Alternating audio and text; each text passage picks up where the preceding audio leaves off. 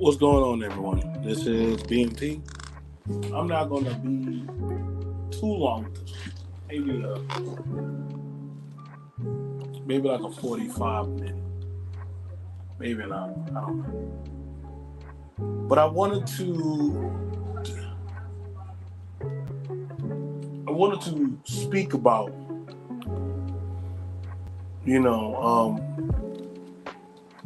what's been going down the pipe. It's been a lot. And this has been a lot to bear. It has not been an easy time for black men in entertainment, church. It hasn't been an easy time.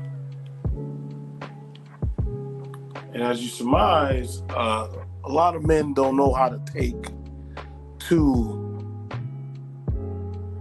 you know what I'm saying? I got to. She sounds pretty good, don't it?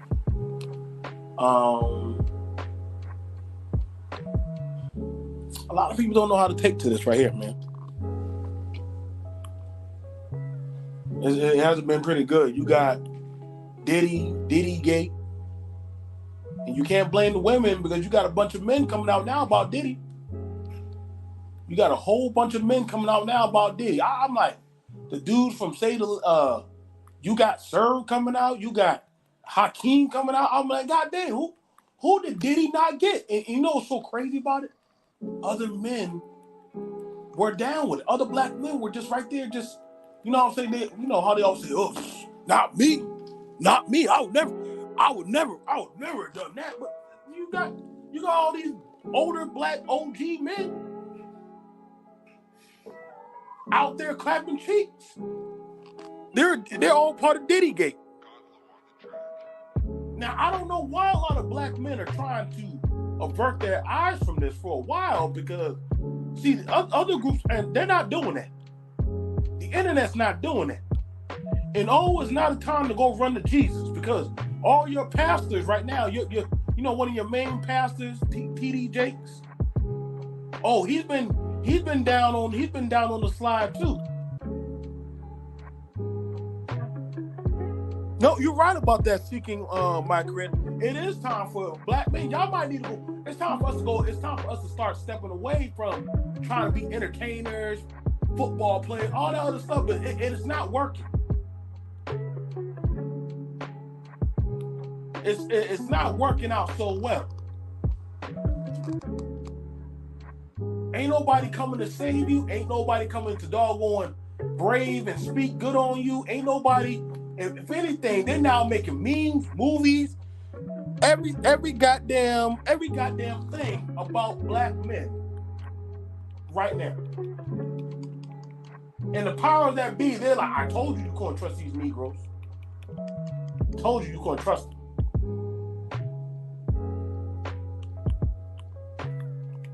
So the nuance of the dream of, well, these so-called high-class men, if they had access, they would make better choices. That's a lie.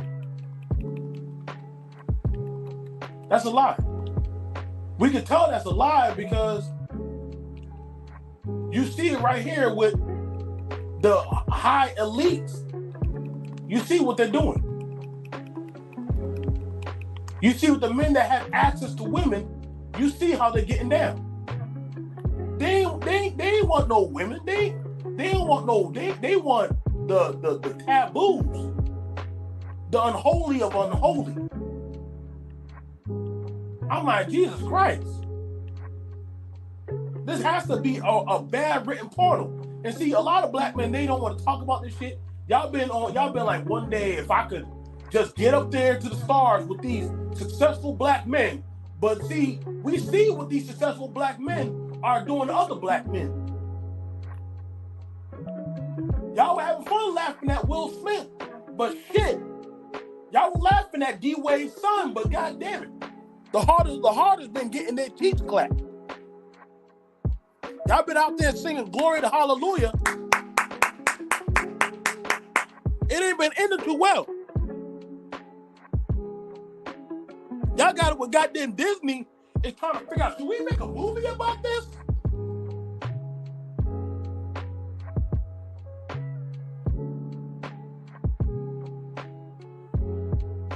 This is how bad it's gotten. And for far too long, this is why I be saying, stop trying to be all these damn entertainers. Stop trying to be all these people that want to be the glitter and gold and all this stuff. But it's not turning out too well for you, black men. Jay-Z's next. They already started to bring up Jay-Z's name. They're already bringing up Dr. Dre's name. Y'all ain't gonna have no sacred cow in church. Y'all can't call on no billionaire, no black billionaire that's been entertainment is safe. Only all scapegoats. Ain't nobody, everybody, all the black men are quiet. I ain't never heard black elite men so quiet. Only person who's talking is Christian Keys. Nobody wants to touch Diddy. I know a lot of y'all on the Weaver net. Oh man, don't worry, ain't nobody worried about. See, it's now different now that the white people coming out. Now you got the white girls coming out and the white boys coming out. Did he touch me? Yep, he got me. Aaron Hall's touched me. See, what's crazy is I am my brother's keeper. These men are telling on each other. These men are getting online, running in front of DJ Vlad, and just telling on each other. Yeah, they told us not to put something in that drink. But oh, y'all remember Bill Cosby?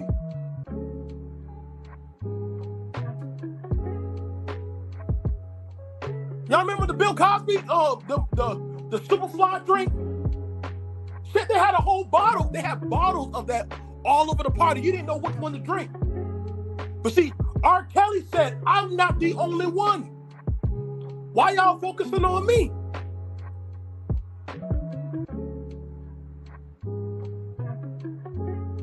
Right about this time, it's time to leave entertainment alone. It's time to actually start stepping away from trying to be so quick to go catch that pigskin and run out there and be the next clown, jester, and minstrel. Y'all don't got to take my word from y'all. Can just go look online. Ain't nobody want to take no chance or risk it on y'all. We all know how the end game goes. You make some money, you get invited to a party. Next thing you know, you wearing a leotard, you got a butt plug in you, and you walking around serving goddamn drinks. They put every other goddamn time. Do you not notice they put y'all on Saturday Night Live in a dress? What are the odds in that? Almost every time y'all end up Saturday Night Live on a dress. You just had Young Jock. Who else they had? They had what's that rapper they just had in a dress? So all that damn talk about masculinity shit, they done killed that shit. I don't even know why those conversations are still being had. They done neutered that. So any type of talk about masculinity through that or social media highlight. Yeah, thank you about that, Kid Cudi. Thank you about that, Iman. See, I know it was the one who saw that. Yeah, they had Deion Sanders in the dress too. They got him too. I told y'all need to leave this entertainment stuff alone and start focusing on other damn things. No. We're gonna make our bag. We're gonna buy back Wakanda. Buy back what, nigga? What you buying back? You got it with Disney is now making a movie about black men. I don't know. I guess y'all said y'all want a family, but they ain't say how you was gonna get that damn family.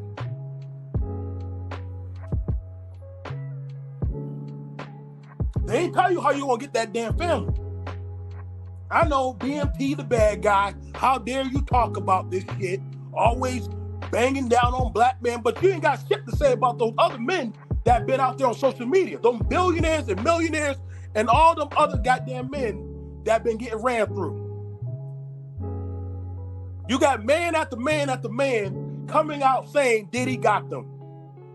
All those men that y'all look up to, all those men that Kevin Samuels swore up and down he wanted to be next to or just be in the same room with. You got goddamn Joe Budden talking about he want to sleep he would fold, what's that? Little Fuzz. Much love to you, Iori. Merry Christmas, bro. Why you got black men talking about they gonna fold other black men? I told y'all this entertainment stuff is a gimmick. Yeah, that's a real thing. Little Joe Budden said he will fold Little Fizz because his news leaked on his news didn't leak online. Not too long ago, they were making fun of Sexy Red. You got black men leaking news online now. What the hell's going on? Why every time y'all ended up butt naked online? Saying y'all don't remember how the hell y'all got out there. You know damn well how you ended up on that damn street with no drawers on, nigga.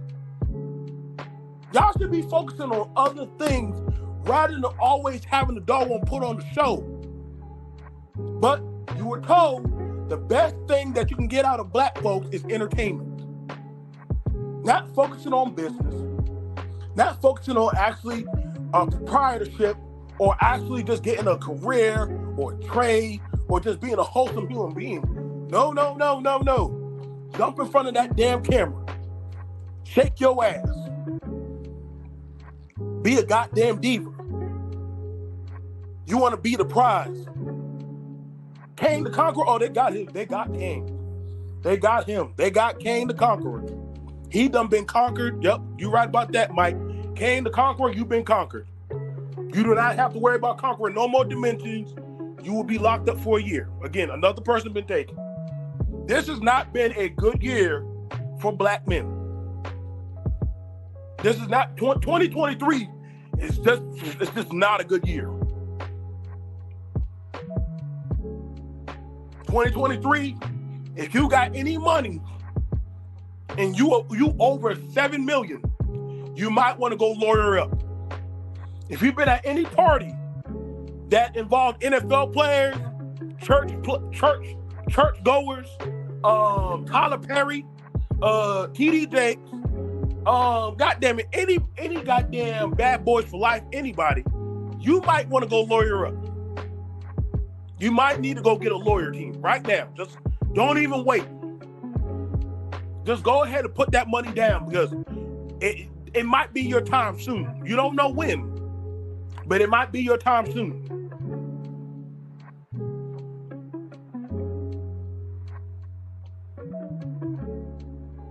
Other groups of men, you see them distance themselves and start saying, we need to focus on politics. We need to start focusing on geopolitical issues. Nah, I need to learn how to get my next CD out. I need to learn how to get my no social media beef going. How I can throw that football, dribble that ball, rap, this, play. Shot bop, ba-doop, bop, boop. That's what the Negro is still trying to learn how to do. You ain't making no development, but just learning how to goddamn who gonna be the new Rico Strong or some shit. And I know y'all gonna say, well, of course, BMT, white men do it too. Thank you, Gene, for the $5. How do you know that all these men aren't just at battling with their sexuality? And Diddy makes them feel like they can be themselves. Now, Gene, you asked a damn good question. Because, and that's a good question to also look at. Because we hear so much about the gay gene is a sin.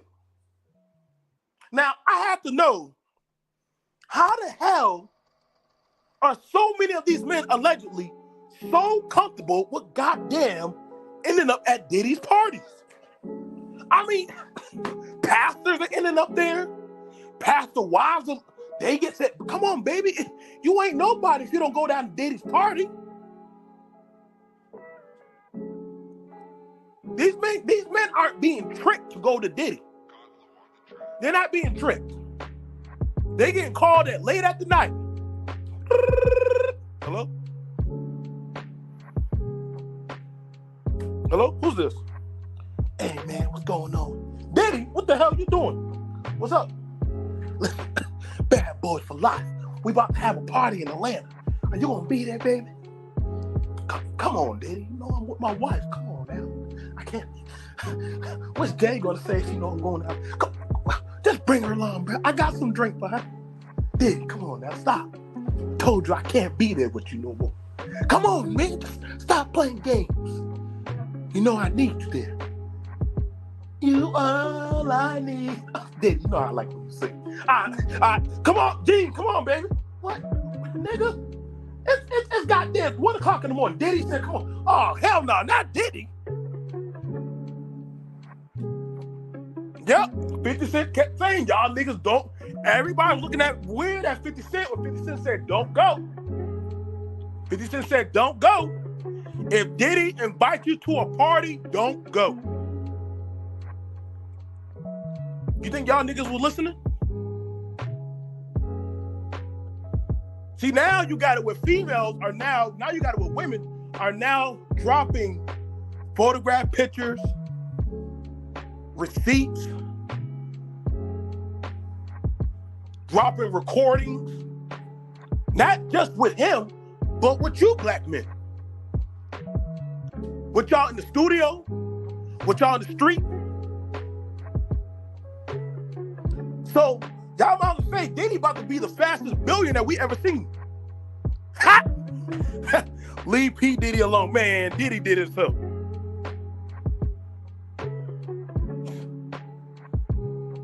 Whatever Diddy got going on, now we gonna go over to TD Jakes. Whoo! Y'all know y'all love the Lord. The Potter's house, aka the Shade Room. And he spoke a word of God, and he touched him on his lips. And when the fire, I was like, Kenny Jakes, are you reading the Bible? Or are you reading one of them goddamn Zane novels? What are you reading, nigga? My Bible don't ever sound that damn exclusive like you.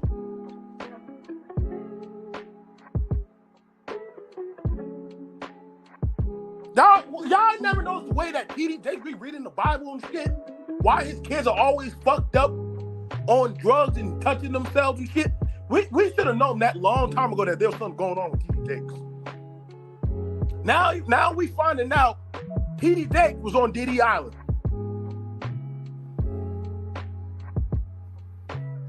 Oh Lord, we tried. We was hoping he was going through a phase, but we know something. Now we know why he made what he made.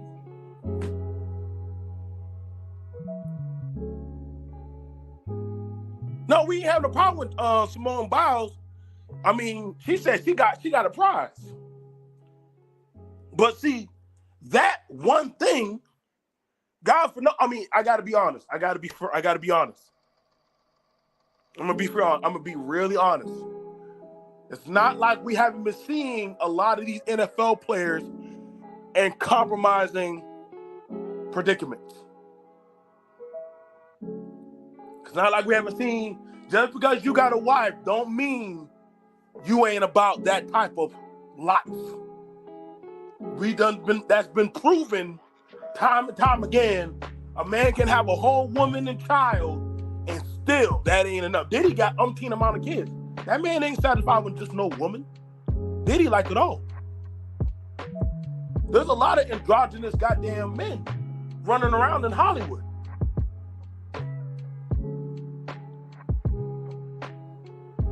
So that I mean, whether they got a wife or a woman or access to women, that seems to be not enough. You would think these men that have all this stuff, but see, you don't know that. We don't know that. How do we know?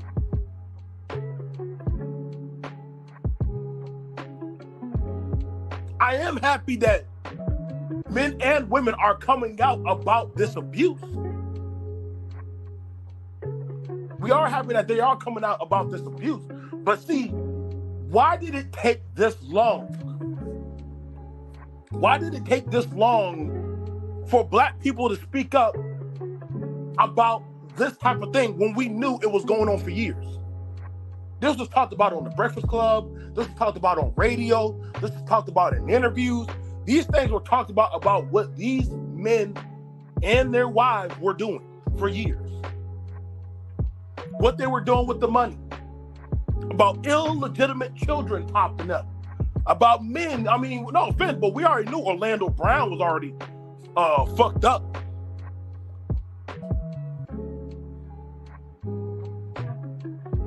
Now you got where these people are showing up. Hey, man, like, I ain't gonna lie, man. Diddy got them kids fucked up. Danity Kane, yep, they coming out. The girls from Danity Kane, they already started dropping, they didn't sign those NDs. I know Mary J and Mace and all them boys, well, Mace been done, he already got that. But see, then Mace got his own. He's already dirty in himself because Diddy was like, don't forget, nigga, you was doing shit too. You was down in the dirt too. So what you talking?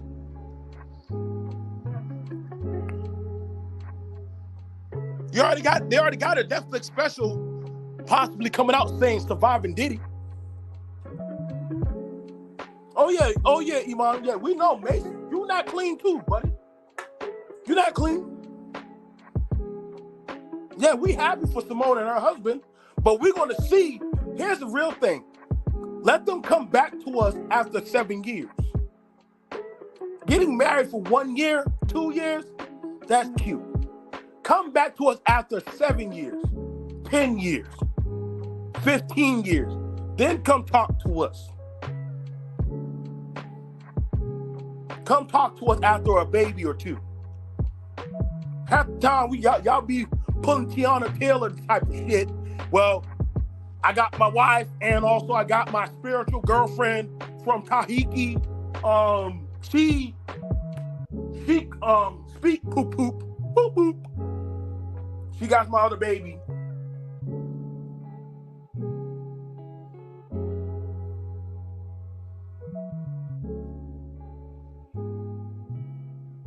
We'll see. We'll see. We'll see. It's not like black relationships are celebrated like that. Russell, Sierra. What y'all call Russell? What y'all call Sierra? Hoe, simp, slut, goddamn punk bitch. So it's not like y'all celebrate. It's not like they're celebrated around here. So we ain't really gonna pretend like they're being promoted. Shout out to them. They just had their baby girl, Princess. Beautiful, beautiful baby girl.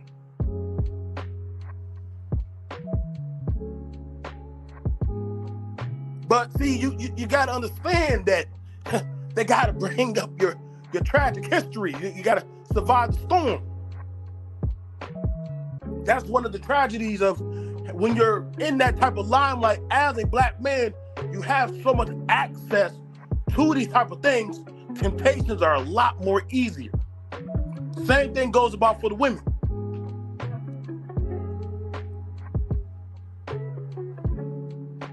It's not been easy. I'm just saying, not a lot of black men last that long on this type of road. I gotta be for real. Not a lot of black men last this long, especially nowadays. Y'all don't last that long. Exactly, Cyrus. We see what they call rust. So it's not like the good guy gets respected like that. We see what they call Michael B. We already seen what they call rust. So we're not gonna pretend like certain guys are respected. At this point, I still haven't seen black men say, you know what, Lori Harvey, you know what? I'm happy that you got away from Diddy and his son. Y'all owe Lori Harvey an apology. Myself included, I already said apologies to Lori Harvey. Lori Harvey, I'm so happy you got away from goddamn Diddy and his son. Because if they want this type of demon time, oh yeah, you dodged one, baby.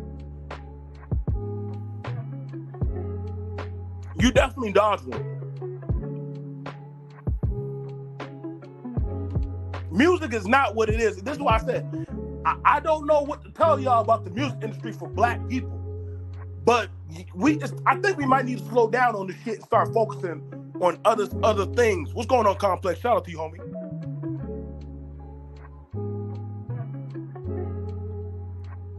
It's done got too murky.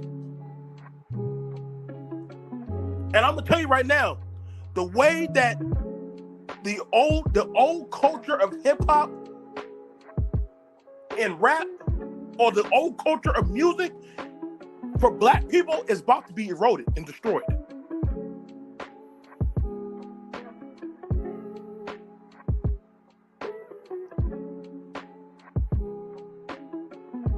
And we need to know right now, black men, are you willing to agree that the old culture of hip hop, maybe it's time for it to go away?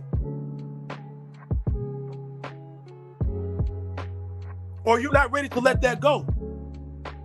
I know y'all say bring old hip hop back, bring the old school back, but see, there's a lot of underlying things that seem to have been going down. They started to bring up Quincy Jones and what he used to do. They started to bring up a lot of these old producers, mentors, the grooming, the coddling. A lot of these old things are starting to come out.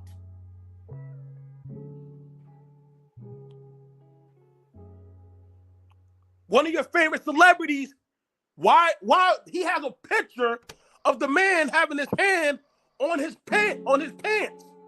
Every time he presses the buttons, he has his hand on the man's leg. I don't know what that got to do with music. Why would you need a rubber on another boy's leg?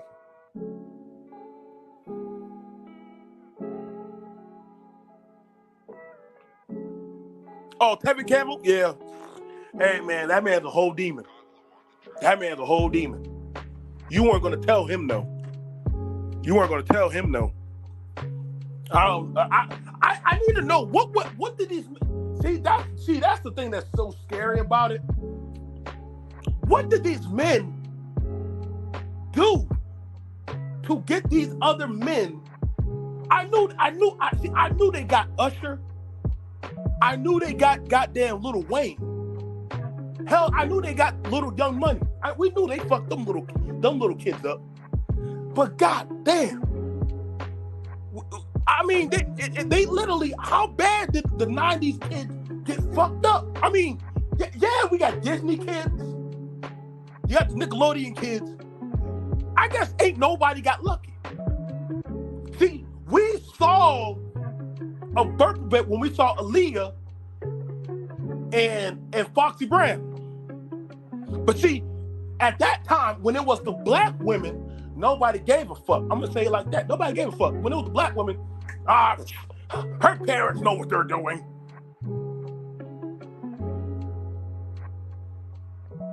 All those men in there, ain't nobody gave a shit. Why is a little boy sleeping in a grown man's bed? Ain't nobody questioning it. You asked Usher today, so what happened to you when you were staying with Diddy? You know, man, I saw some things, man. The fuck? What the fuck that? What, did you see it? What that? What was that? What did you see, boy? When we talk about these pastors and shit, God's no, give it to Jesus. Give it to Jesus. You know what? And you know, I'm raised as a Christian, but I'm gonna tell you right now, man, a lot of us got our asses whooped, bro.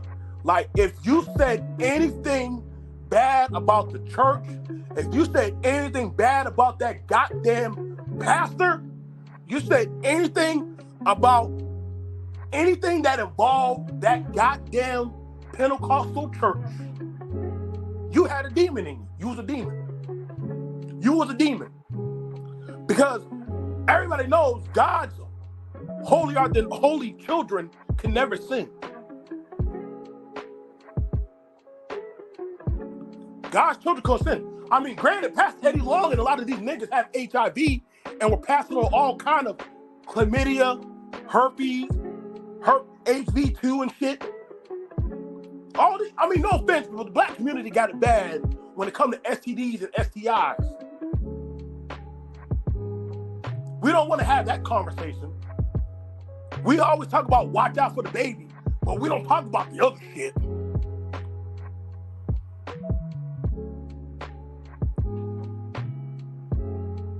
I don't know about the atheist part.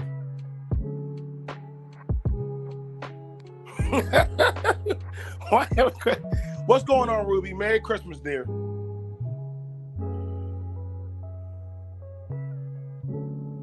Oh no, criticizing the pastor is a goddamn, you running a suicide run. You going against, almost like if you're talking about the black church, it's like you literally are going against that of the community itself.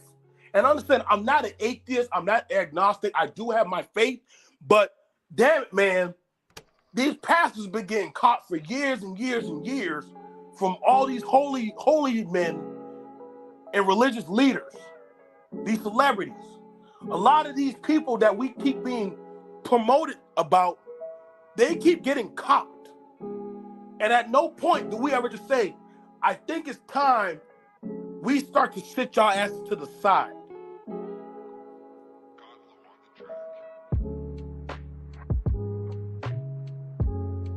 You can't say nothing about the pastor. You can't say nothing about T.I. or his wife who've been caught having sex orgies with people. Yes, that's been documented. T.I. and his wife, Tiny, they've been having sex orgies. Well, it's not even about them with little children. It's just that what we recognize, we have a bad habit in the black community. If you have money and status, that supersedes all. Like, why would that person with status,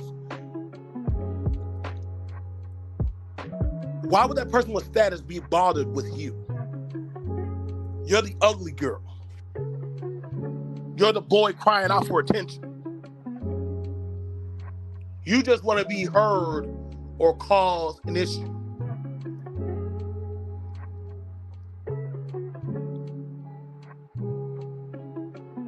And so, because these things are not allowed to be challenged, which we have this ideology that you can't challenge the old dog. If the old dog says it must be so. But see, what if the way the old dog has been doing it has been wrong? And we always know it was wrong.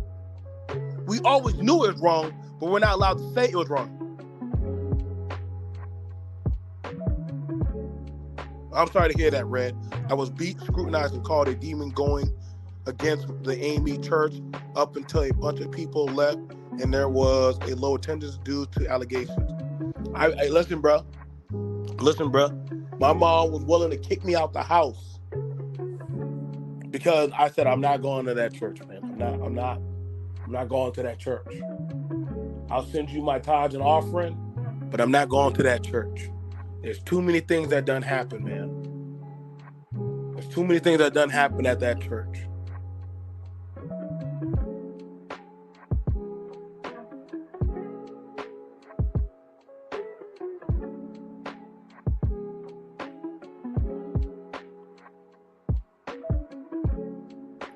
It's no secret, man. Listen, I'm not putting no Kanye on no pedestal. Listen, we already know all these rich and successful people, they're about to start devouring themselves. Mainly, I'm telling you right now, a lot of these black men are about to start devouring themselves.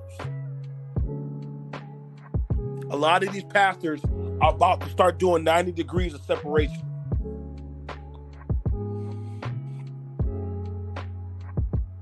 They're going to start forming their alliances and stuff.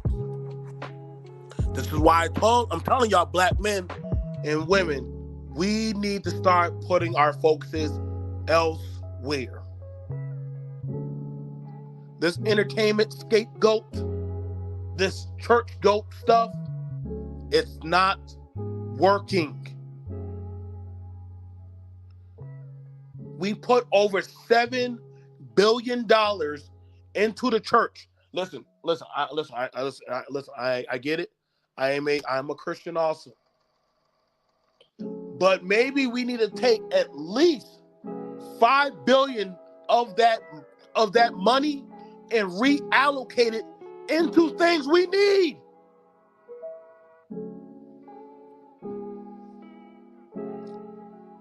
Let's just try 1 year. Let's try 1 year of telling the celebrities shut the fuck up.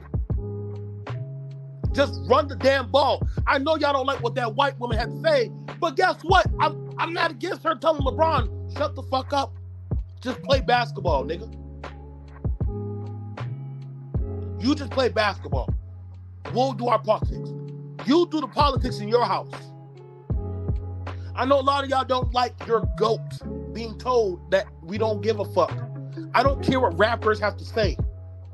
A lot of stuff that they rap about is contradictory towards the benefit of building a functional society.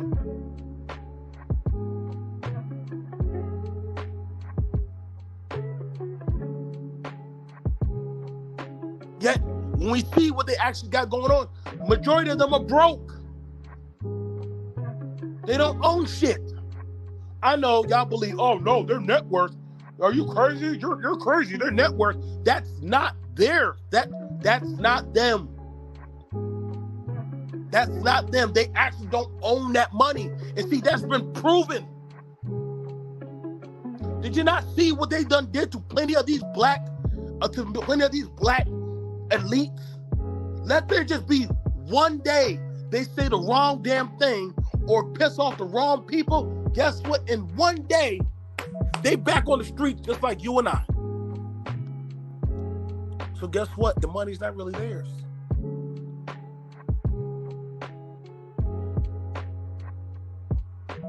Exactly, Iman. Let them step out of line. In one day, they could be on in 1 week.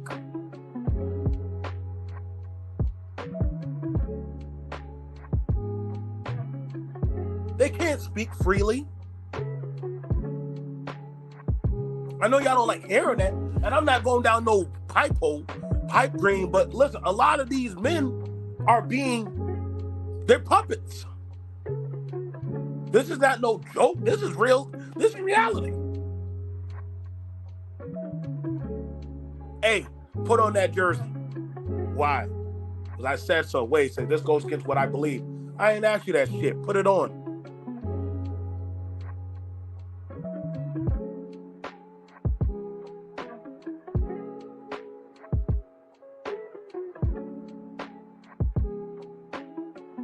Oh, I mean, if they want to be openly a freak, then let them be a freak. Listen, you're grown. When you're an adult, you're grown. I'm trying to let y'all know that this has been going on for a while now. I know y'all say it's a hustle, it's a scam. But see, these things have been playing out too openly, too freely. Playing out too freely. You can't keep on saying it's the women doing it.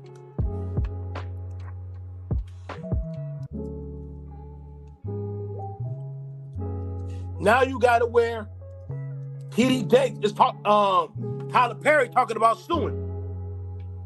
A lot of these men don't like it because they're being called out by other men.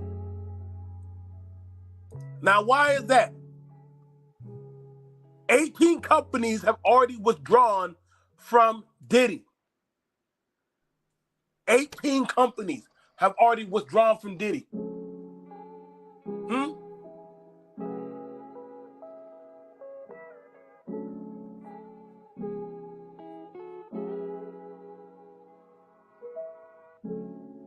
The Tyler Perry is already going after and trying to silence, allegedly, men like Christian Keys, who've been alleging to, hey, this man, this black billionaire man, hey, he been doing the most. And let's be honest, let's be honest.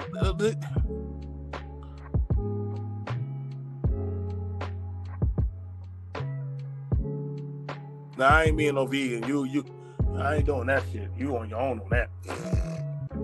You tripping. You lost me, dude.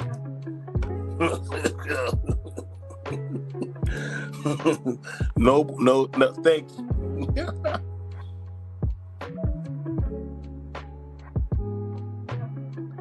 Y'all have the right to believe in what y'all believe in. I'm not telling y'all, but I'm telling y'all to be wary.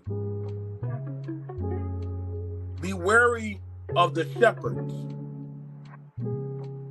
Be wary of the men that are gassing you up, telling y'all to do this, do that. It's okay. See, they got y'all running off. They got y'all running off. I mean, I'm just trying to let y'all know, man. Y'all men who think y'all stopping the goddamn Color Purple, that shit ain't happening. You're not stopping the Color Purple. I'm just being honest with you. You're not stopping the Color Purple. You're just not.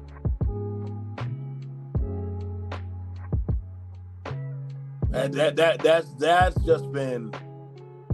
that's just not happening.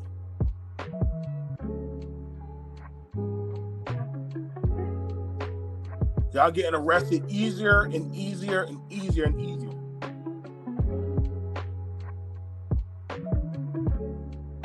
It's not, like I said, black men. Y'all need to look around at the way it's been going for y'all lately. So now they know y'all going to be running back and forth to have some type of voice. Now y'all going to be getting recruited by politicians, say this, do that.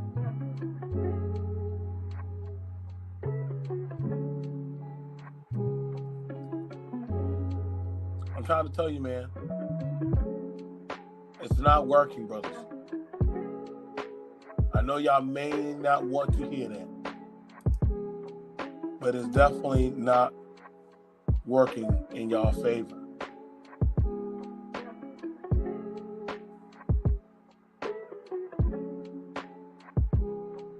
And y'all need to be more realistic about how y'all are being perceived.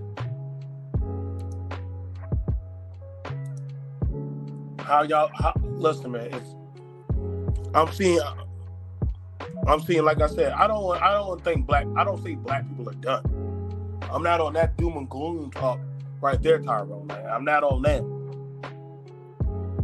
But I will say that this right here is too much. It's done gotten too far. It can know what's spilled out of the can can't be put back in.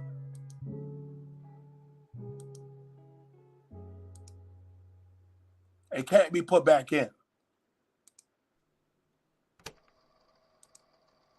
And like I said, we badly want men to do better. But this facade of being caught up, want to so badly be accepted by any means necessary.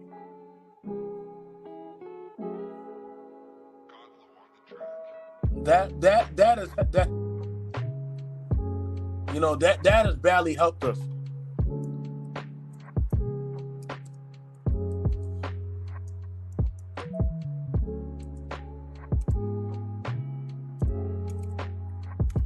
We can't turn back the time, man.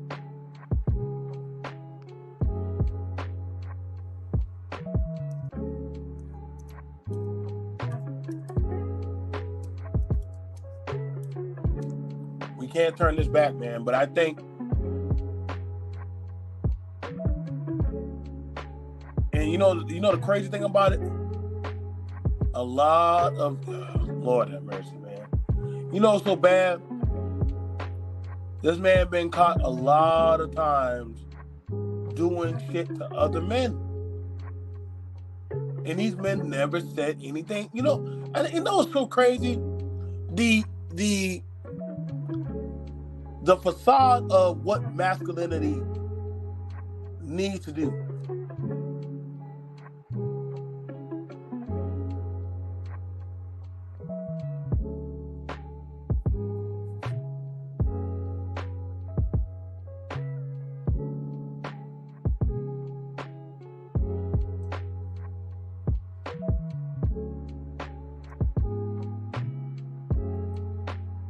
Man, I'm gonna tell y'all right now, man.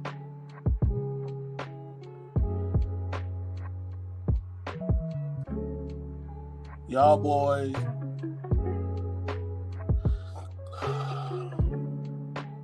Hang on, let me switch over. I'm gonna show y'all. Oh, I want y'all to see this.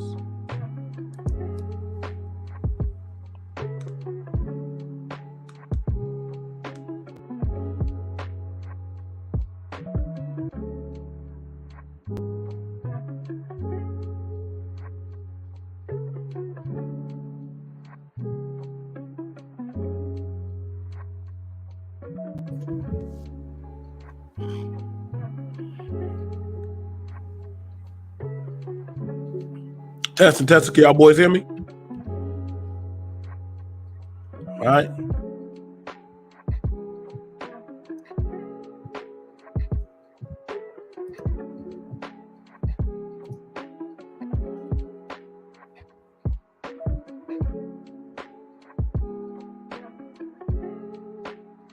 This is just men.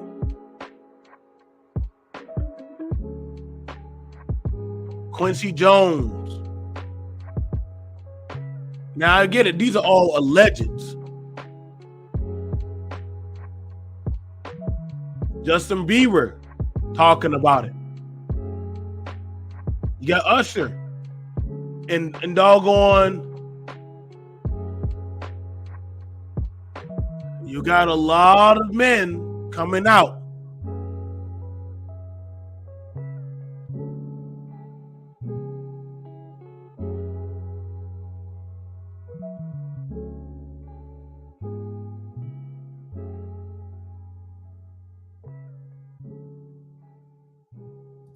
You got a lot of men coming out.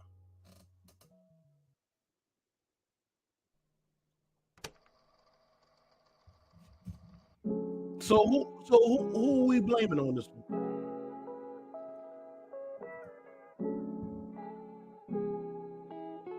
Do we say it's the women?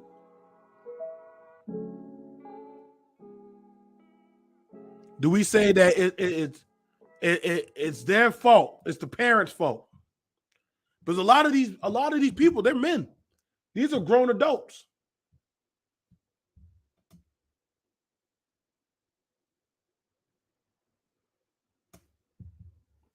Now you're not going to tell me that all these black men are now all starting to cry. Not I, not I, not I. He got me. He got me. He got me. He got me. He got me. He got me. He got me. Now, why do we keep hearing about this freak off? What the hell was this freak off thing?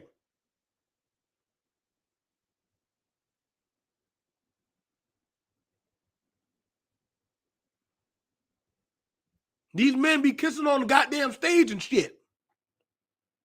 Why they always want? Why grown men always every time they win they gotta go get on stage and start tonguing each other down? I never understood that shit.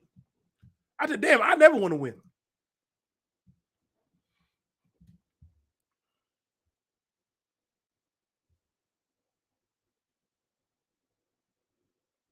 We just about there to that place.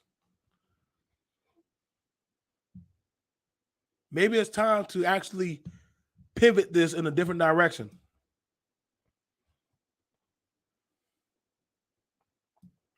Mm-hmm.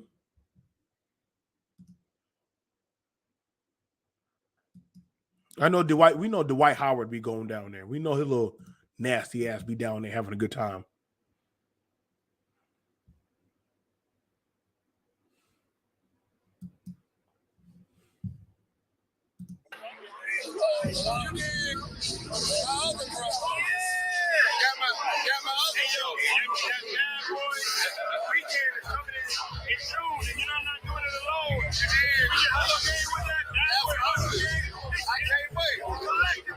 Yeah, we got all this nigga, and y'all want Diddy to come to my room. He ain't even run us around. I don't want that old ass nigga around me. Yeah, I love this drink. Where you put my bag? I like when you like this, Daddy. Yeah, where you put my bag? Daddy, I like when you scrambling and scraping for shit. No, I like that. That's my brother right here from day one. We used to wake up and, I mean, damn, pause, but like, that's how. T.I.'s Instagram Live went viral not because it featured many prominent people, though it did, but because a visibly inebriated Diddy showed up there and started being nuts. The film had double duty in fueling the long-standing Diddy is gay rumor and proving that Diddy's fruity antics under the influence of alcohol were nothing new. Diddy's position as Hollywood's undisputed party king has been bolstered by the frequent mention of his famous parties from the 1990s. That man been getting y'all men love to party now. Y'all black men, y'all like to party. Fuck going to Epstein Island. Y'all go straight to Diddy Island.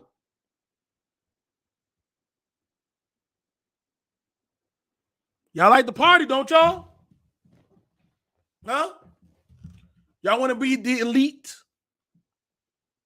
Huh? Go ahead and party. Go party with Diddy. Party with Diddy. So these artists, they're getting in the ass because that's their ritual. That's their rite of passage to get to the next level. They rape this nigga. They rape this nigga. Videotape it. Then when he in the meeting, they give him a shitty contract. They play the video of him getting by like 3 niggas. Everybody in the music industry that you see that's successful is a homosexual.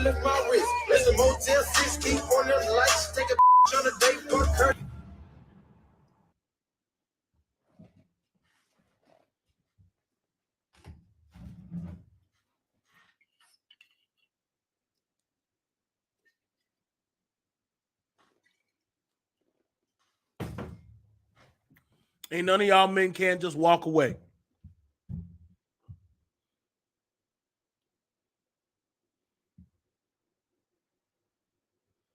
Ain't none of y'all men, y'all just can't walk away.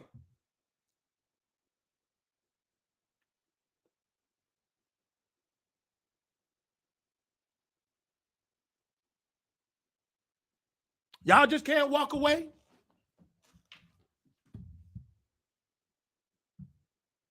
Why can't y'all just walk away? That's why I told y'all, not all money is good money. What's going on, Bishop? Y'all men so badly want to be. Y'all see, this is why y'all didn't know what y'all were getting into when y'all said high value. You know when y'all said, I high value, I special. All type of men want to be around me. All the women want to be. See, y'all didn't know what y'all were really saying. Mm-hmm. Oh, yeah, y'all high value, all right. You know how you go to the store? You got low value, moderate value, and high value prime target. See, we know exactly what y'all are. Bring that buck inside here. I like him. Yeah, I'm an alpha. I'm an alpha buck. Mm-hmm. Oh, you an alpha buck. Yup. And I don't take no shit. Oh, you don't take no shit. Yup. Ain't nobody gonna talk shit to me. See, they like that. They like y'all Negroes that be walking around online and shit, talking about y'all ain't gonna take no shit, that y'all tired of these women and tired of all this crazy shit. See, they like y'all. Mm-hmm. Y'all don't know what y'all be saying the dumbest shit. Y'all repeat stuff, but you don't know the power of the words that you repeat. That's how I know you stupid. That's why I said y'all ignorant children. Why y'all repeat shit? Y'all don't even know what y'all saying.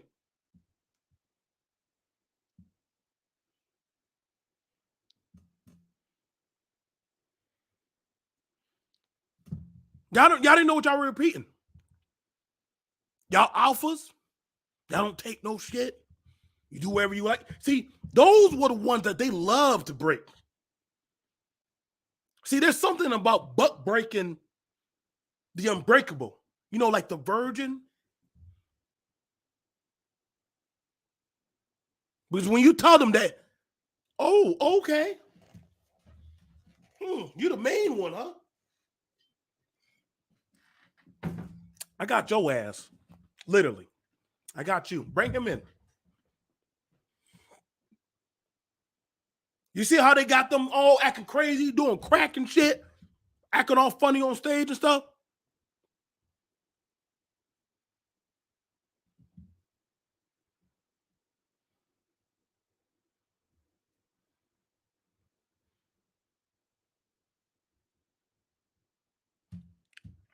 But you see what they do to them? They're the first one that they love to go break down. See, when you a high value target, you a marked target. You're a marked target. They got to go ahead and get you.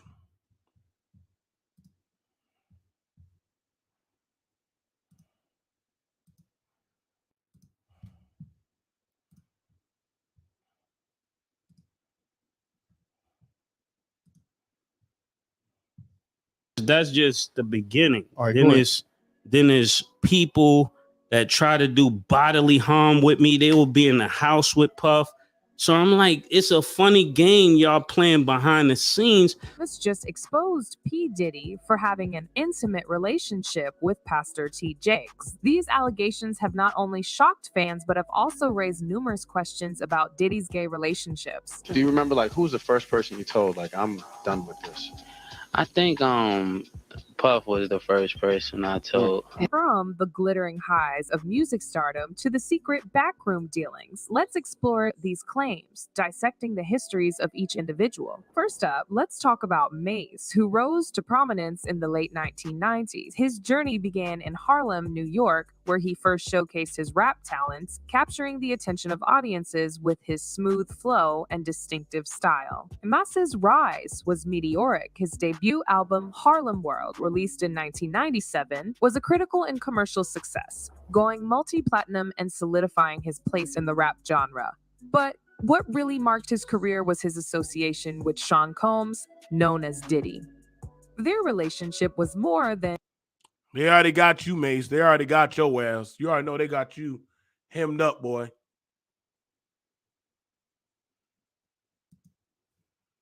They already got you already hemmed up, man.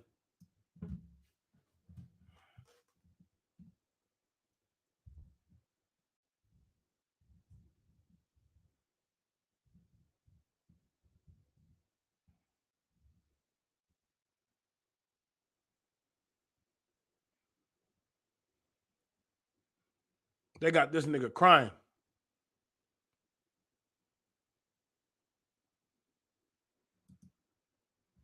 Would y'all please do me a favor and stop worrying about me and give God some praise and honor and glory? I can feel you. I can feel you. Would you just give God some glory and praise and go ahead and lift him up? I am fine. I'm good. I'm good. I'm the man for the job. I'm good. Come on. Come on, give God some praise. I can feel you. Relax. Give God some praise. We're not going to let the devil take over our service. No, no, no, no, no, no, no, no. I'm not going to let the rain stop me. I'm not going to let the weather stop me. And I'm sure not going to let the lions stop me. I'm going to give God an extra praise. Y'all looking at me like you my physician trying to see if I'm good. I'm good. You know, it's bad when you got to keep repeating. Yo, Mike. Oh, man. Mike was like switching on God. Yo, I kid you not, man. Whenever you get caught, bro, all you got to do is switch it over to God. And literally, hey, that's all it takes, man. You get caught, God. Yep.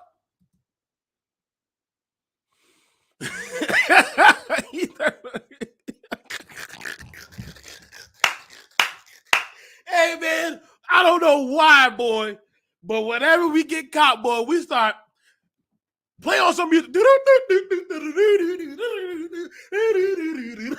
I'm like, what? Hold on, wait, how? Wait, hold on, y'all, wait. It's like whenever we get caught, man, it's just that you just gotta turn on the Jesus works, man. You just turn it on. What? Where's that video?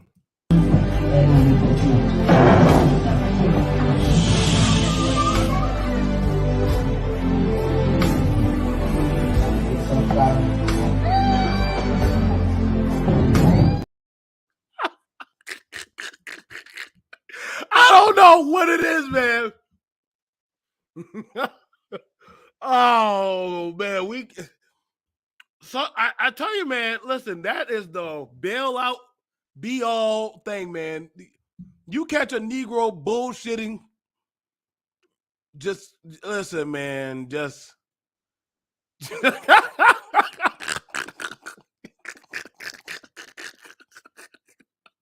yo, man, they must have did a number on us.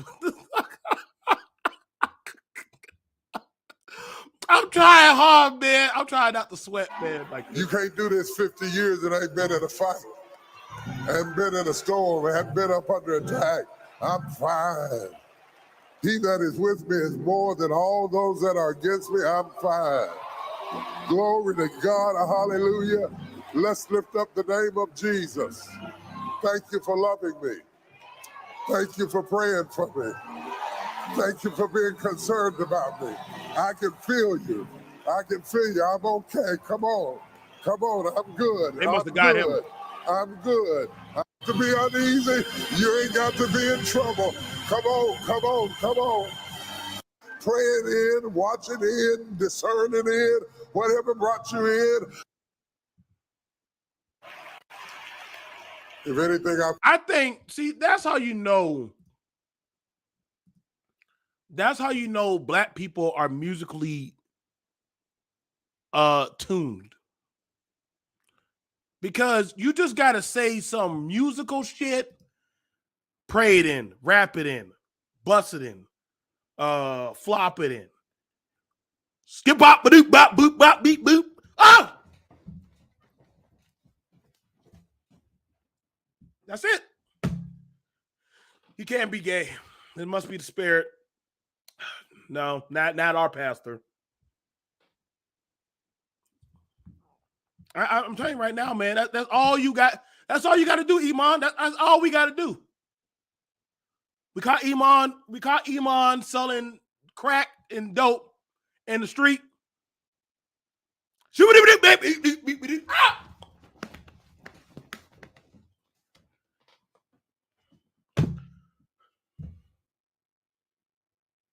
I'm not gonna lie on that. Listen, we got great music. Oh shit. Listen, y'all never catch me at no other church but a black church, boy. Boy, listen, we be having some great music. I'm not gonna front. We have great music. We are musical. We are musical people. That's why I said musical minstrels. But see, that's the thing about we get too easily entertained, man. I shit you not. If y'all want to tell black people that the world is coming to an end, do it in a song. Do it in a song. The world is coming to an end. We had a good run. You motherfuckers are a fuck, but you can't run. Damn, I ain't gonna lie, that was pretty catchy. Wait, the world coming in. What the fuck? Don't worry, you're gonna die anyway. He did get us with that. We are gonna die anyway.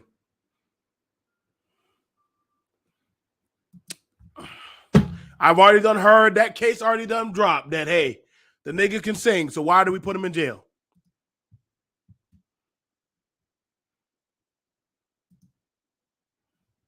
against you. My mama would say it this way: he'll make you cut off your nose to spite your face. And you have to be still and know that God is God. And as long as I am the senior pastor of this church, this man is on there crying, shaking, trembling and shit. You got the old mammies up there. You got the lost Negro up there. You got the light-skinned girl up there.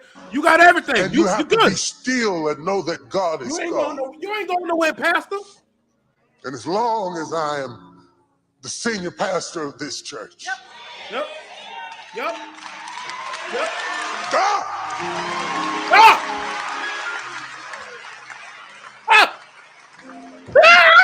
As long as I stand on this desk as the bishop over this house, I know who I'm called to. I know who I'm called. And my sheep know my voice, and a stranger they will not follow. My sheep. My sheep. You know where you are called. No matter what bullshit I do. Shut the fuck up.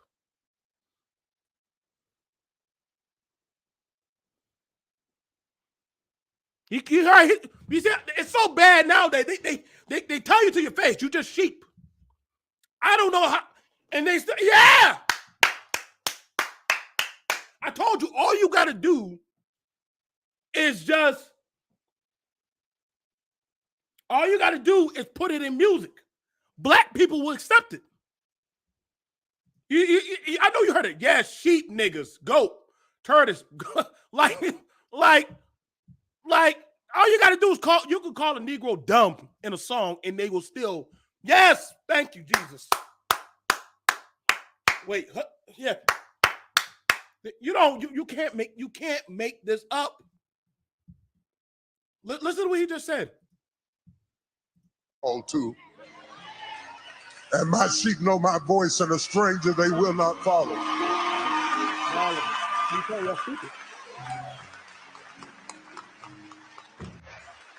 You can think whatever you want to think. I don't care. Mm-hmm. I came to do my job. Mm.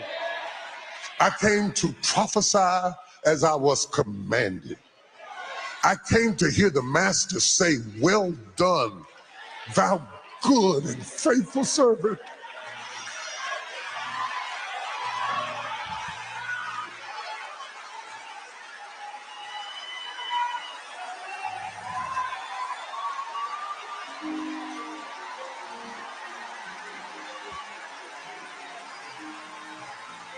If you are a politician, take notes. If you are I'm telling you, you know what politicians do? Politicians watch pastors. Politicians, they watch pastors. And they say, that one right there. Mm-hmm. Mm-hmm. That one right there.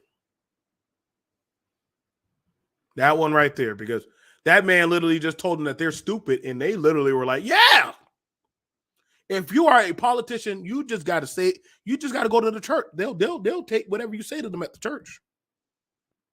In my old church, the pastor once said, anybody who left their church will be cursed by God for 30 days. And remember, ate it up. Yep. Bro, it's Christmas, a miracle. What the fuck? Did I just see RBR comment in here, and BMT is cool with this? What did I miss? Hey, don't listen to nobody else. Thank you for the 20, bro. God bless you on that one. Well done, my faithful sheep. Who gives a damn? I done gone to a Diddy party and done seen some unholy shit. I am your master. Don't you go nowhere. Now put it to the collection plate, you unfaithful bastards.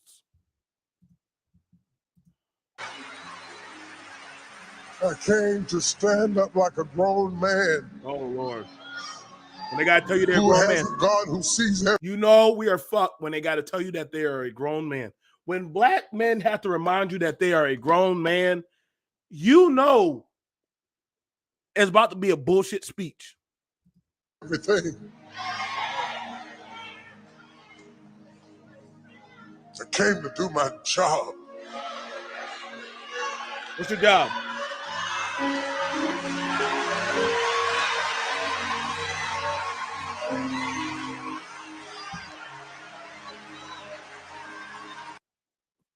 I just want y'all to understand, y'all do know being a pastor is not really a job, right?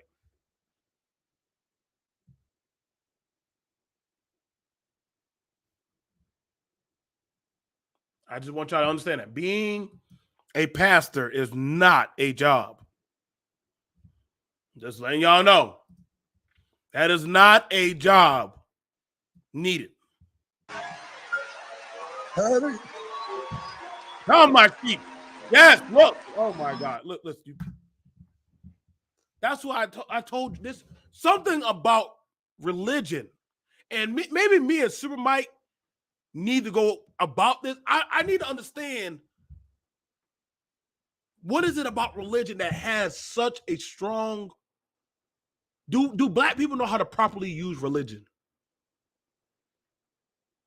I don't think we understood it when we got it. I don't think we understand it.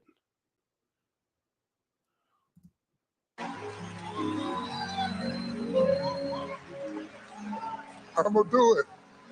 I'm gonna do it. You know I'm gonna do it. This man crying on stage and shit. We got the same mama. Some of the same people who doubt me are the very people I'm fighting for, trying to get them houses, trying to fix their communities, trying to give them a chance. And I'm a small thing even now against what I'm trying to do. And I understand what imposter syndrome feels like. Imposter syndrome? Because my shoulders are not as big as my mission. But if God be for you,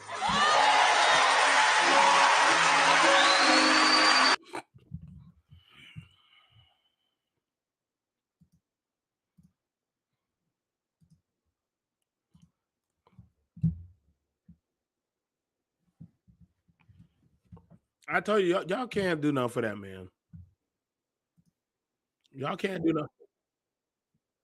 Y'all can't do nothing for Jakes.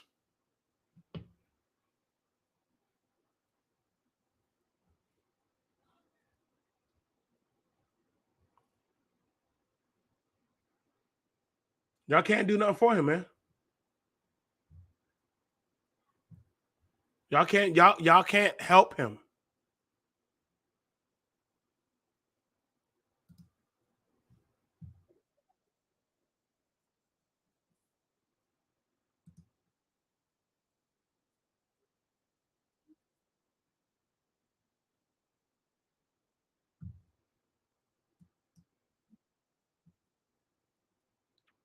I'm gonna show y'all somebody y'all I know some of y'all ladies, y'all love this man.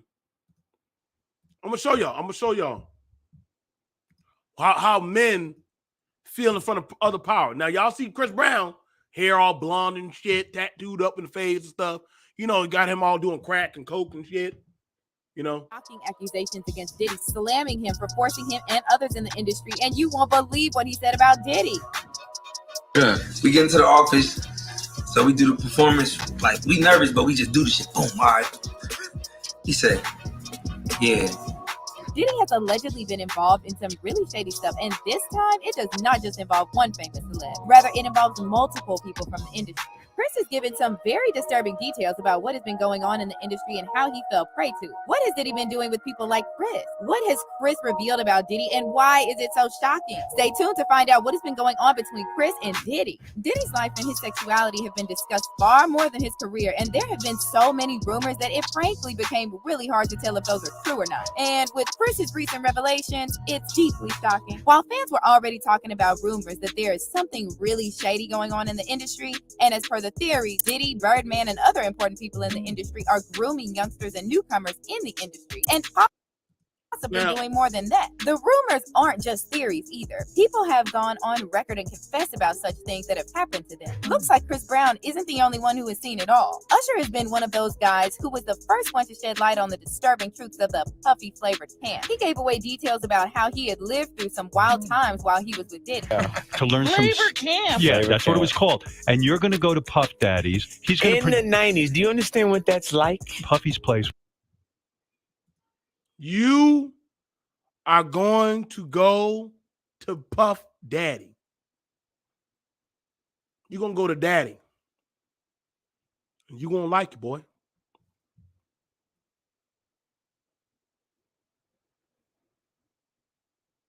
Yeah, they been done got Chris. They been done got Chris ass. They been done had him. I don't know who they didn't get. Bearman got everybody. Got all them boys and Young Gun Cash Money.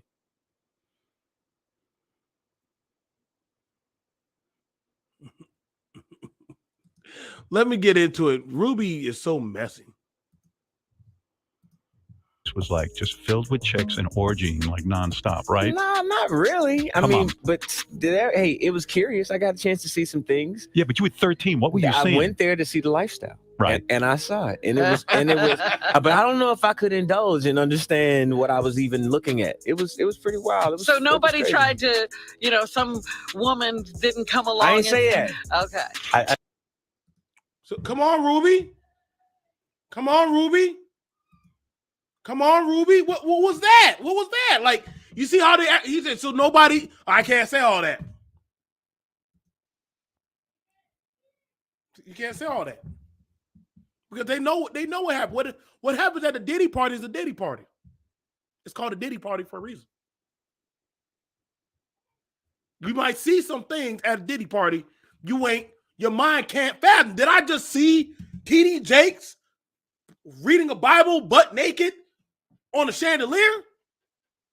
You think you did. You probably did. Now, there's no way that all these people say that they saw things, different interviews, but they don't know what they saw. I wish I had, listen, I don't know. I wish I had that power.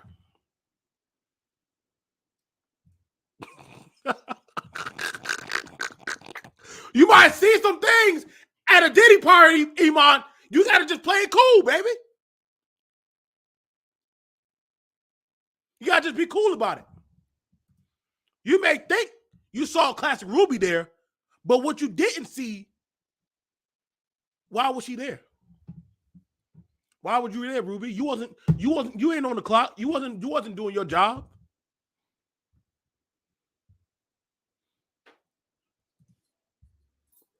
Huh? Why were you there at Diddy's party?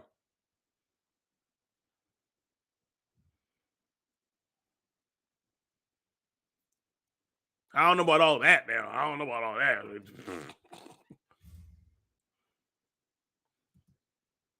So you was there at a Diddy's party. We won't confirm or deny that. But we don't know. We're just going to say that you probably wandered there. You wandered there. We don't know how you got there. Now, trying to let y'all know. Listen, man. Some of y'all are probably going to see more celebrities come out. They're going to come out. They're going to start talking about these type of things. Jamie Foxx revealed what really happened at Diddy's hidden parties. Cat Williams was talking about it. Why did Diddy always being seen kissing a boy? Nobody want to talk about that. Like, nobody want to know why. Y'all got to answer me. Why did Diddy always being seen kissing boys and men?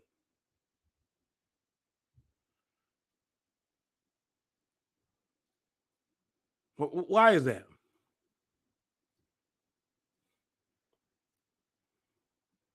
Y'all gonna have to tell me why is that? These pictures with them always being seen kissing other men. What is that? Some Illuminati shit? The fuck?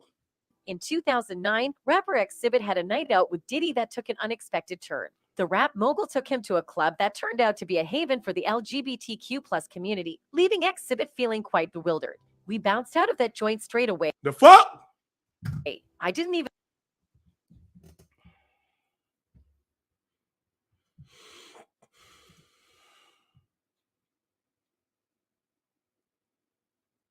Diddy likes whoever he likes, Ruby. So if he wants you there, you probably go there to go try to study him.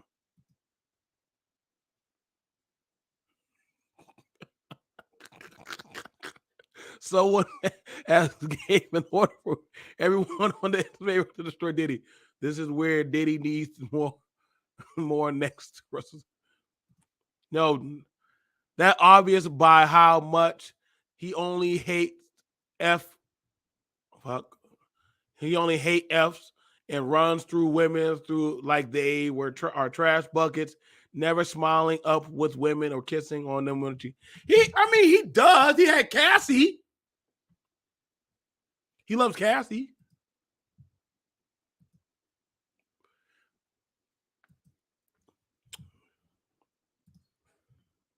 even say goodbye to anyone. It was hella says he later recalled.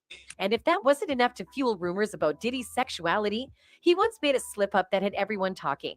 During an interview, he accidentally let it slip that he had slept with Usher, causing a stir among fans and critics alike. For years, rumors about Diddy's sexuality have been circulating on the internet, with many speculating that he may be gay. Despite the lack of evidence, people have long suspected that he may be hiding something. However, in 2021, a tweet praising Lil Nas X's performance at the BET Awards became the perfect opportunity for internet trolls to once again poke fun at Diddy and his alleged sexuality. Diddy wants to kiss Lil Nas.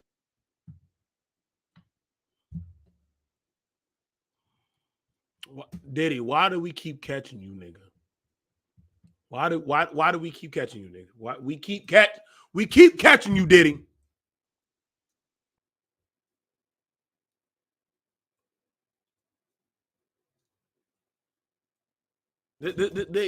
We keep catching them. He did smile with Cassie. He was holding her, and he even said he wanted to marry her, and he loved her. Stop it, Ruby. Stop it. I'm not going. Don't make me pull up on y'all show. Display of affection of her. He requires women to act like concubines he hates. Oh my goodness, Ruby, you're just a vile, mean person. It's weird how they are treating the LGBT member. He must have. Yeah, that's a real photo right there. That ain't fake. You get choices. You will get warning when it's time for the decent folk to go home. But these same people,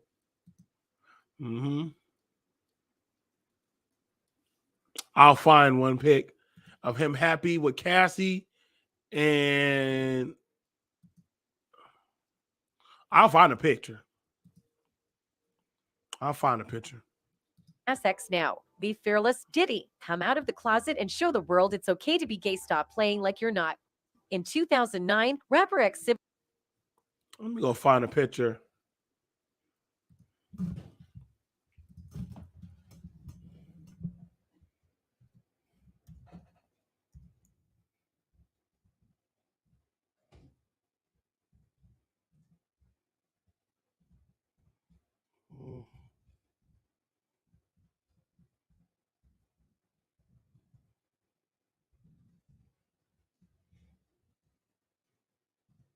See, here we have these beautiful pictures. Since Ruby wants to always be right, and I can prove her wrong. Look at this. Look at this beautiful picture of Diddy and his wife, Cassandra. Ruby was jealous of this, but I found it. Thank you. Look at them, happy, holding each other, talking about marriage. They reading the Bible. They studying. He gave his life. Look at them happy again. Look, oh my God. He proposed to me. He proposed for the diamond ring. Why she don't got no shirt on? Like, look, who's that? Who's that? Javier? Who the hell is that nigga? Look at them happy, having a good time, singing songs. On what? Oh Lord, you know when a nigga got a cape, he must be evil. He's smiling. Look at him smiling and shit. See, there you go. You wrong. This is her when she's homeless. When she left Diddy, she became homeless again. But she got her freedom. So there you go. Cassie was happy with her man. Look at that. That's a beautiful picture right there. Congratulations, Caps.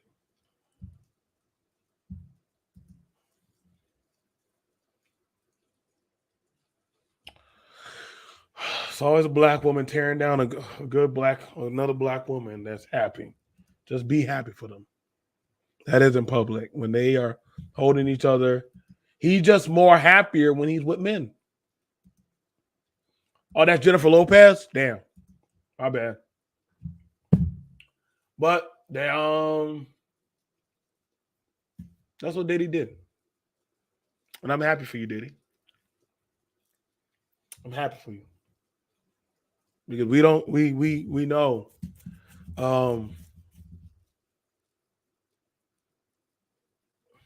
you like your man dark? Oh, that's cool.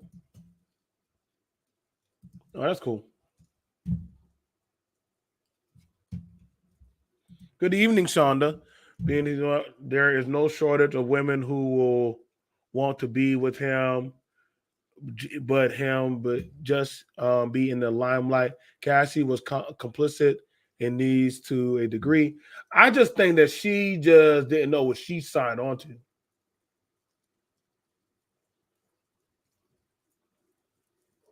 You know what I'm saying? I think that was the thing about it. I think that's the thing about it.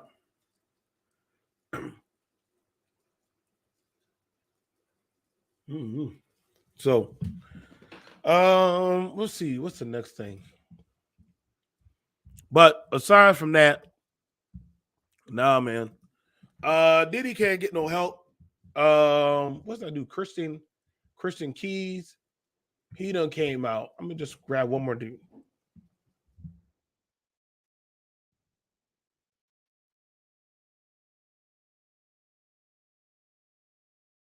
What's it?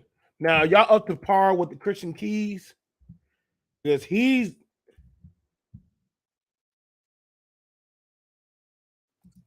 in trouble. Now, this man, I don't know. He might not. I'm just saying, this man, keep an eye out for this man right here, y'all. Keep an eye out for this man right here. Hang on, let me grab him. This man, if something happened to him, I'm just saying, we know why. We know why.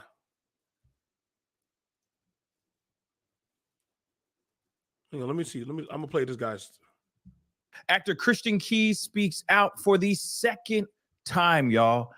And this, I think we need to listen to. What's up, y'all? It's your boy Pascal back. Well-off black icons, okay, movie moguls out here, and of course a female actress. But obviously, a lot of people have been circulating around the two billionaire, or at least the two very wealthy men that were trying to basically physically slide into his DMs, if that makes any sense, okay? And of course, now he is claiming SA and HSH. But now, aside from him liking some tweets and putting out a little comment here and there, which we talked about in a previous video, please go check it out. He has now officially come out with a full-on statement, which I think is incredibly important for us to look at and listen to. I think there's a lot being said here. He clearly has a history. He is a survivor. When he, in this other interview, he shows like this clip from Atlanta Black Star. He did an exclusive interview with them. And in this interview, he says some very, I mean, the fact that he even went through this and survived this as a child is unthinkable. But next to that, under the post, he puts up he makes a statement. So I wanted to share that with you guys, because I don't want to play the actual Atlanta Black Star. Please go and check out his Instagram. He did post this just literally about an hour ago. So I'm going to read to you guys what he said in this statement. Okay. And from what I understand, he has gone through some ish, y'all. He has a history of surviving through these kinds of. I'm going to tell y'all right now, if y'all not brushed up about this man has done a lot of movies for a lot of well-known black directors. Y'all need to listen to what this man is saying. He got the checks and the receipts.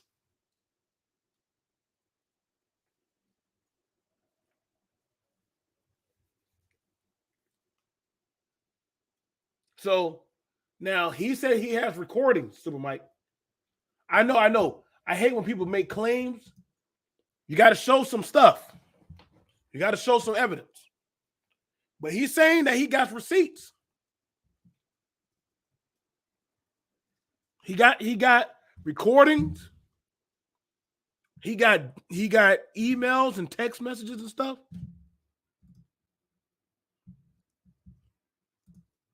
I don't know why he got drunk in a man's bed. Maybe it'll be easier to understand why it's difficult to speak up about it, difficult to find the courage. These people target people with traumatic childhoods and use that to bond with them and earn their trust.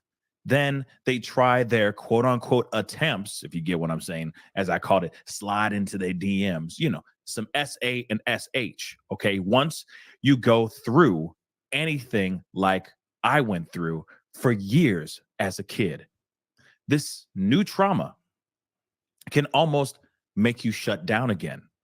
And even though in that moment you find the strength to say no to the attempt, you still may not be strong enough to speak up or brave enough. Now, one thing I want to say. Now, I'm curious about this is like some prison. This is like some goddamn Shawshank Redemption shit. No, I get what you're saying, Sean. Though. I get what you're saying. Cassie wanted a lot of these young, impressionable people. They do want a quick come up, but they don't understand what they're signing on to.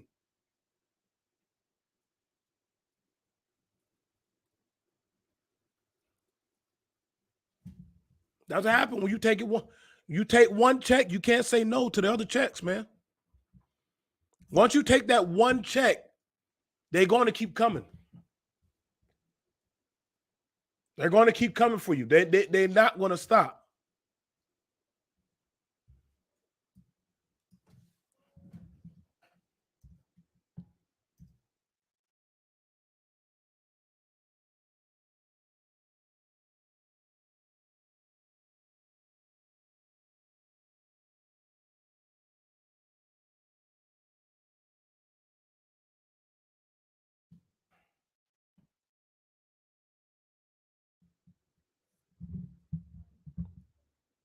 Okay. Oh my God. Ain't no damn way that Snoop Dogg got harassed by Diddy, man. Like Jaden, I don't know, Jaden. I don't know. Your daddy probably already done got you, man. Your daddy done got you, man. They done messed you up, man.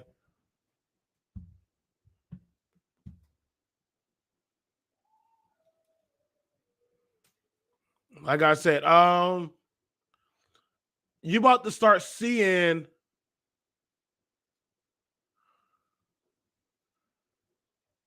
you about to see how they're going to start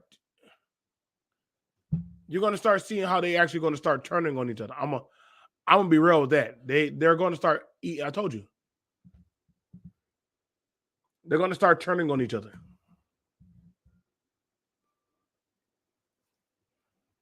They're going to start throwing each other under the bus. They're going to start putting each other out there. If y'all think these men are going to be loyal, nope. That shit ain't happening. That shit's not happening. Not amongst these men. They're going to turn each other over just to say, give me less time. I mean, do what y'all do. But y'all are going to see more men and women that are going to start coming out of this, throwing each other under the bus.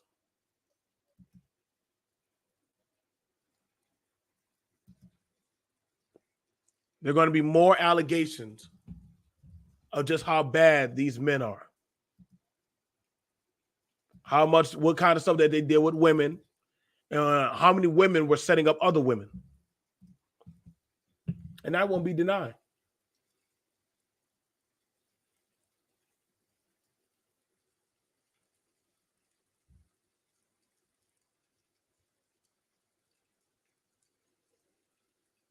Yeah, we know Suge done did some stuff to them. Them men were scared of Suge.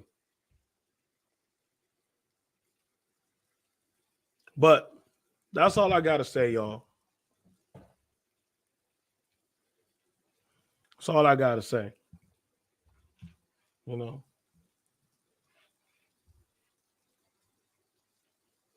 Yes. Diddy got touched.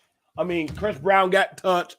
I don't know why y'all thought. Listen, I told y'all, once you get invited to a party, you don't say no.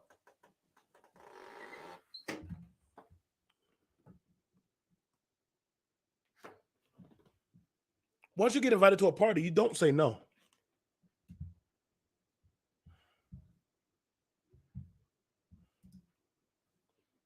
Yeah, I could drop the link for probably a few minutes.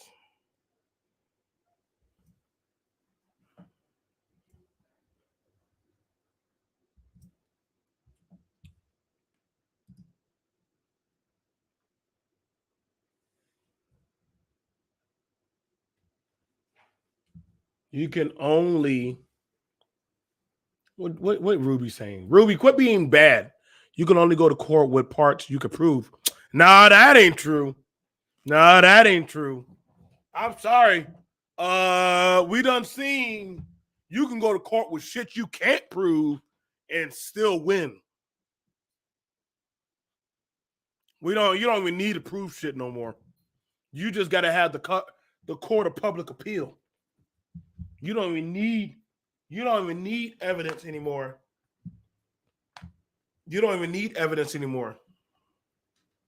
That I wish that was true, but you really don't need evidence now. It's literally your word versus their word, and literally their word is law. That's the thing about it. You don't need the court. You don't need that's the thing about I think that's a rumor that people believe that you got to be able to. You don't got to prove it.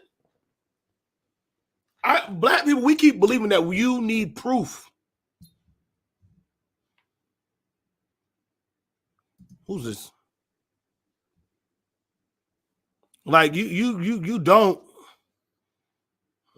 don't need listen. That evidence, depending on what courtroom you go in, no. That's not true. And when you got a slam dunk case, you don't add in details and you can't prove because listen, how many times we thought somebody was supposed to win their court case? Lost. How many times we thought that somebody, oh yeah, they definitely got a good defense. lost. Oh man, that whole conviction, they got so many that prosecution got so many holes in it. They won. Like, man, I don't believe in nothing the justice system got to say now. It's literally, this is why they say justice is literally blind.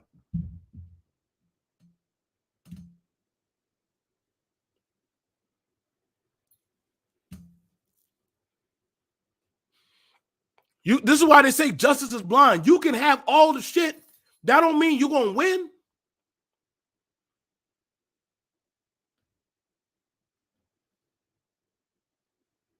We got people sitting in prison right now. They've been innocent. And they like, yo, we found out you were innocent the whole time. Bitch, I had the same evidence 50 years ago. Oh, yeah, you did. But,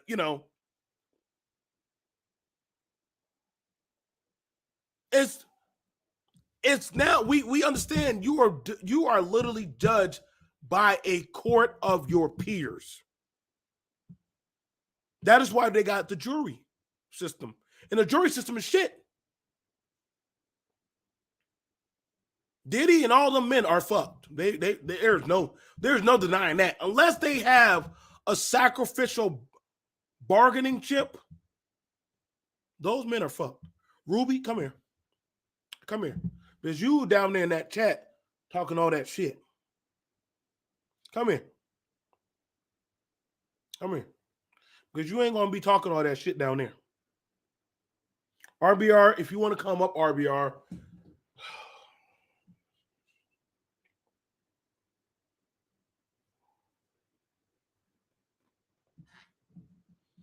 I can open up the gates of hell for RBR once a year. I can open up the gates of hell for RBR once a year.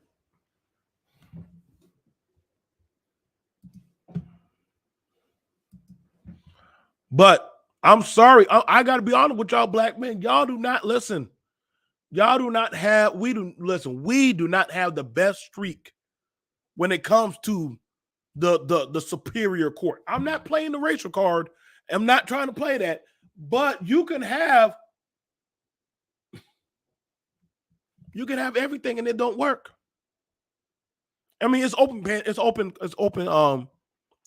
panel talk for right now. But you can have everything. No, you're right, Shonda. You can have everything and still lose.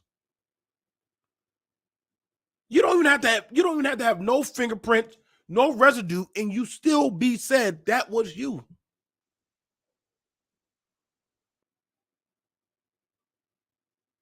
They put your ass in the lineup. Now that was him. Number 2, speak again.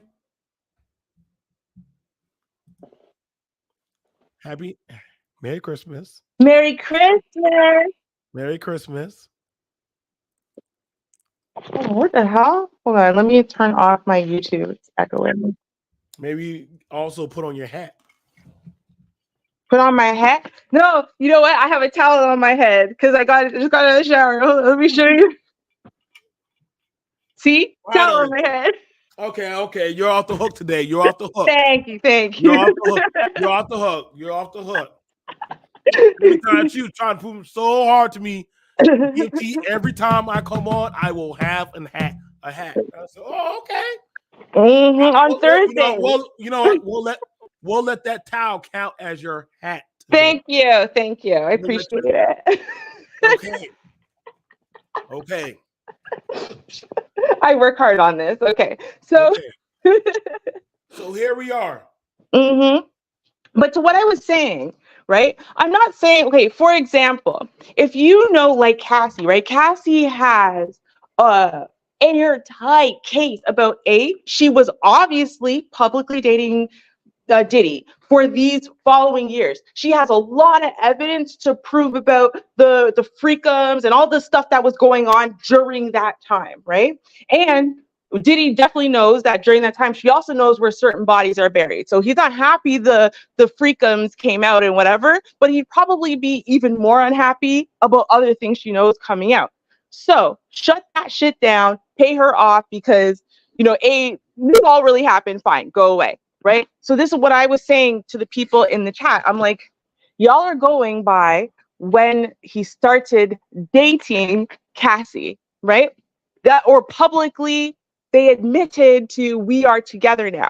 But everyone's forgetting two facts. Number one, that he was in a marriage at the time, like right before Cassie, and that time, and him and Kim Porter were like on again, off again. It was really complicated. There was rumors at the time he was sleeping with one of his young, beautiful, up and coming artists at the time when all of this was happening, when Cassie would have been about 17. And then the second him and Kim Porter were officially done, all of a sudden he was dating Cassie. Like, it was like literally that quickly. She apparently had a man. So when everyone was like, yo, did you write this song about Diddy? She's like, no, I wrote it about my man. I swear my man was around the whole time from the time I met Diddy. I had this man. I mean, yeah, it's that guy over there. Sure. Yeah, him. Yeah, we're dating. I swear it's that guy. Right. But like, really, even I remember even at the time people were side-eyeing it, but also at the time people didn't give a shit as much, right? So it was kind of like, whatever, he was dating like a 17-year-old, but she's in the industry and who cares? No one cared. It's not like anyone was looking at him and be like, well, if she was 17 when they first started fucking, then I care. No one cared, right? So like, you have to remember that at the time, to try to keep that evidence, no one cared at that time. In fact, a lot of girls at the time, including me, because I did the same shit 10 years before, almost 10 years before that, right? Like, I was walking around at 15 pretending I was 19, 20 to get into industry parties, to get my foot in the door in places, right? Okay. So a lot of people were not keeping evidence of that stuff because nobody cared. Elvis's wife was 14, right? Like, literally in the industry, no one has ever cared about women's ages as far as stuff like that. If she can hold her own, if she can get in there, if she can hold her liquor, no one gave a shit, right? So we're just kind of forgetting the era that we're talking about and the way things were 20 years ago, right? Because that was the time I was in the industry. I was trying to get into the industry and like actually launch my career and whatever. So that was the time that I made a point of being about the industry and going to industry parties and flying around America, auditioning for things and whatever, right? So I was kind of like, I was a nobody, but I was very beautiful. So I could get myself into places and, you know, especially that I had the Canadian allure and whatever. Right. So I was able to get into places and know people and know things and whatever. So again, when I'm talking about this, I'm just saying like, hey, listen, y'all can believe whatever you want, right? But when you guys see all of this public stuff that's been ignored about Usher, Bieber, all of the 12-year-olds, 10-year-olds, 14-year-olds who kept getting sent to Diddy's Flava camps and the Freakums and da-da-da-da-da. Right. But then when I suggest that, no, actually, Cassie met Diddy when she was 17. And yeah, no, her sleeping with Diddy for all that time and being his girlfriend was not a come up, because where the fuck did her career go after Me and You? Does anyone know where it went? Because I don't, but there was none, right? Yeah, okay, there was none after that.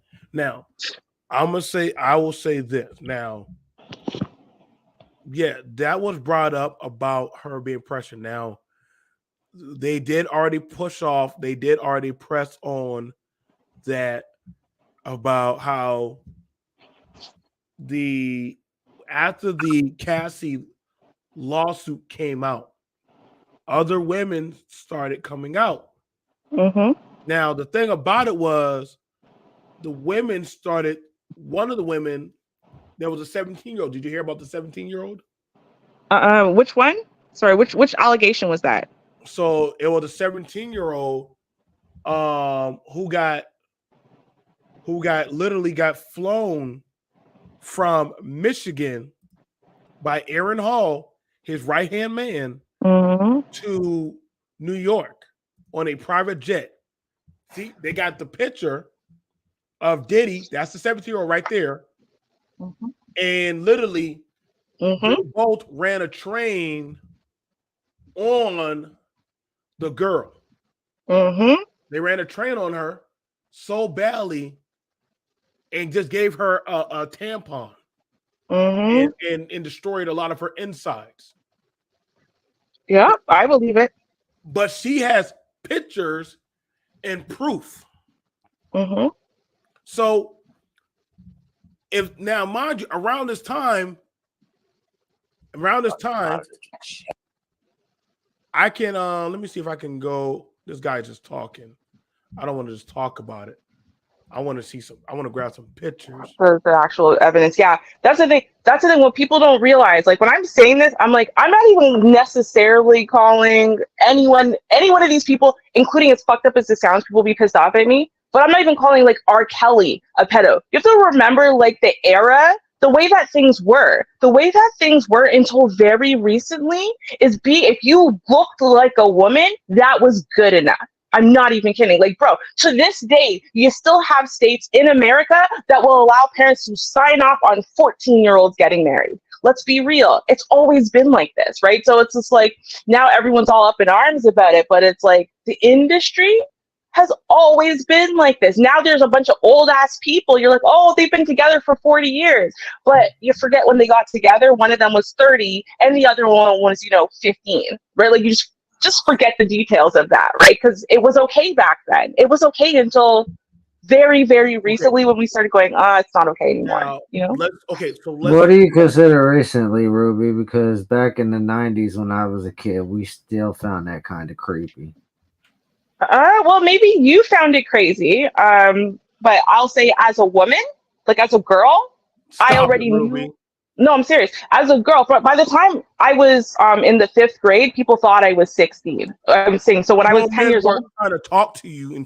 I don't mean men. No, I don't mean men. I mean, like, as in, once me and my whole class, when I was in the 5th grade, my whole class went to the library, and there was 3 of us, me, Emily, and Jesse. I was just telling someone else's story. And they literally trying to kick us out of the library because they're like, today's the kids' day and da-da-da. You guys always want to, and we were all stunned. We're terrified. It's the first time going to the public library like that.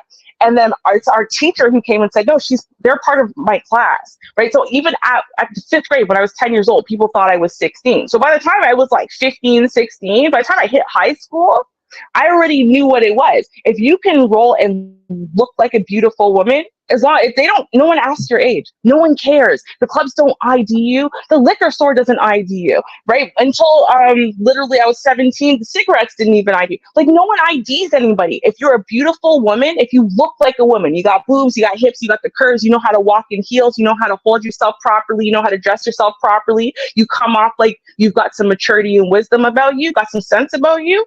That's all it is. You know how many times I was sitting in bars and clubs and stuff when cops were there doing like a raid and checking IDs and they didn't ever come to my table? And I was like severely underage by like 4 or 5 years and they still never came to my table. So as much as, you as a guy, you might have been like, oh, that stuff's weird. I'll never be that old, creepy dude, right? When it comes to being a girl, especially if you're in an industry like singing or acting, you recognize that it's not the same because people are telling you you're old and washed up when you're 30. So that means at 12, 13, you're trying to get in because that's when people are going to look at you like you're 21 when you're 12 or 13. Because by the time you're 30, you're at 100, right?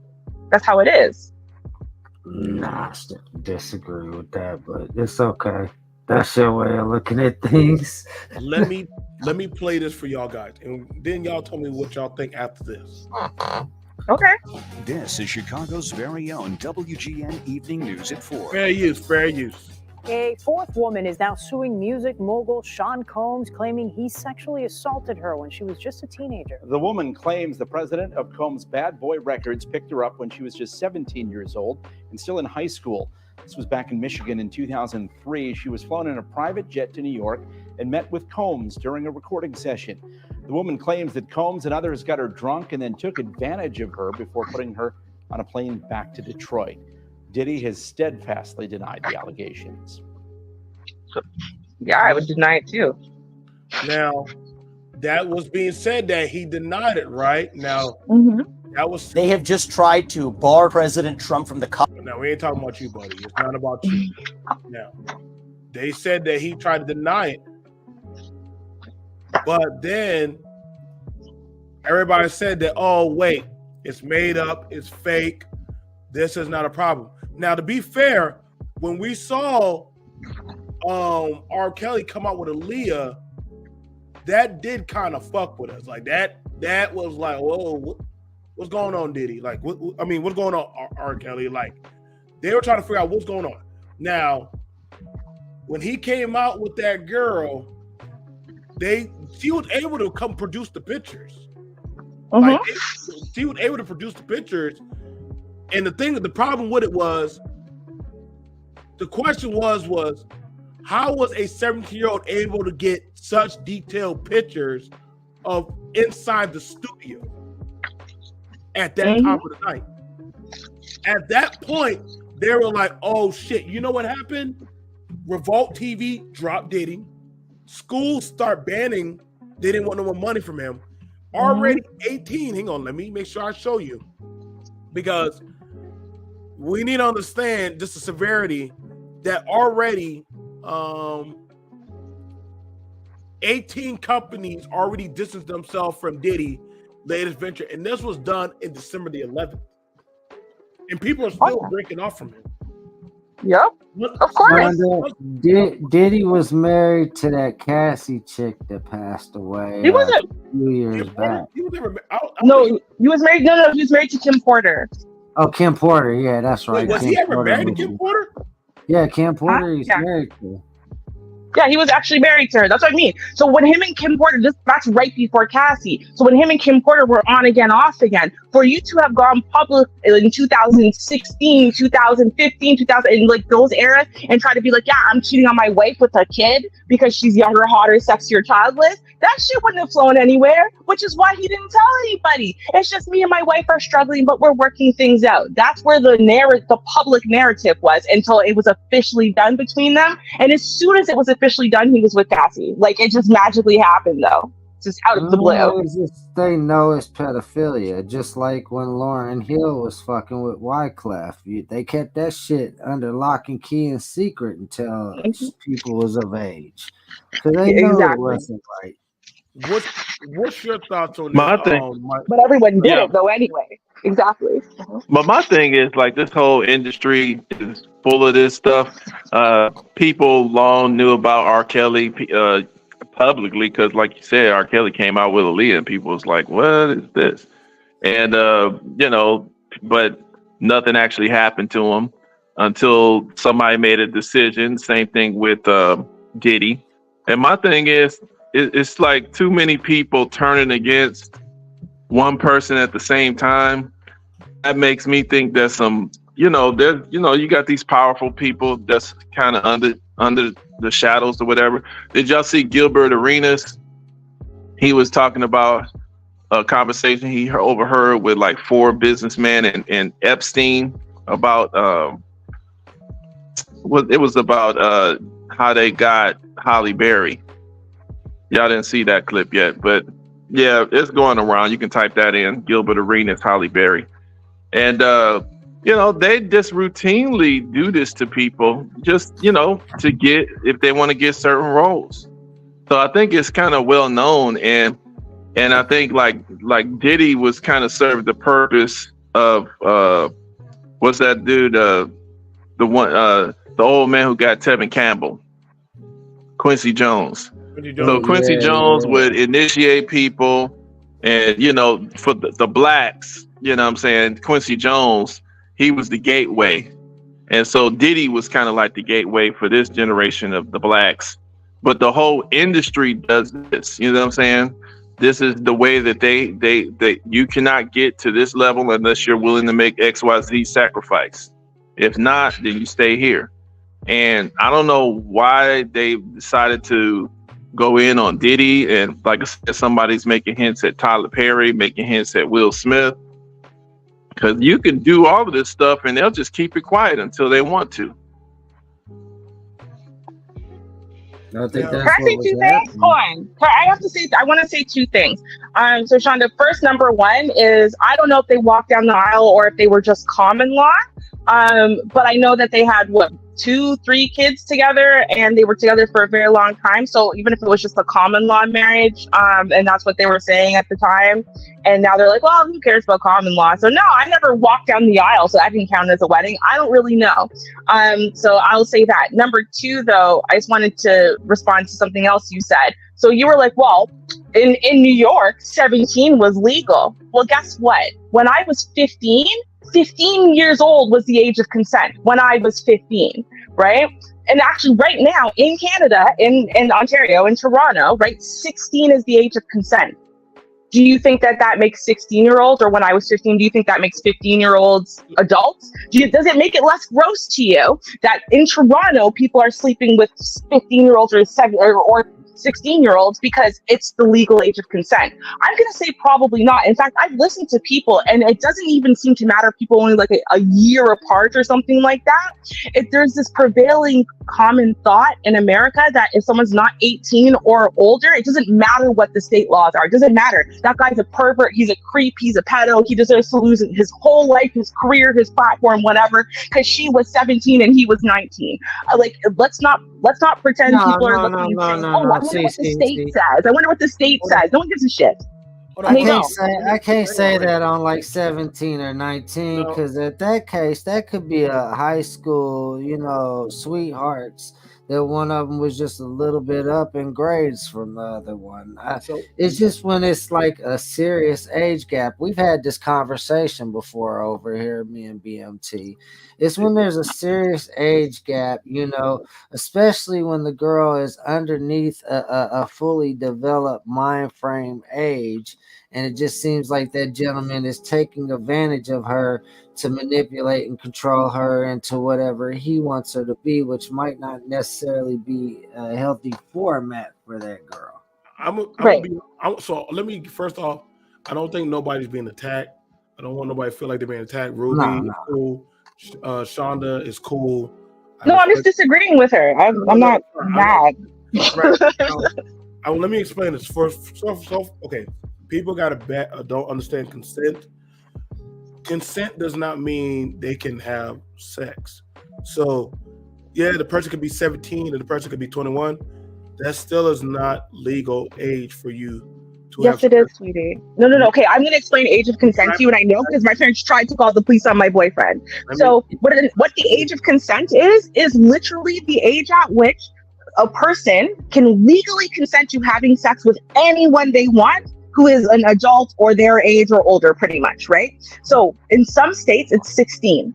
In some states, it's 17. Everywhere, it's at least 18.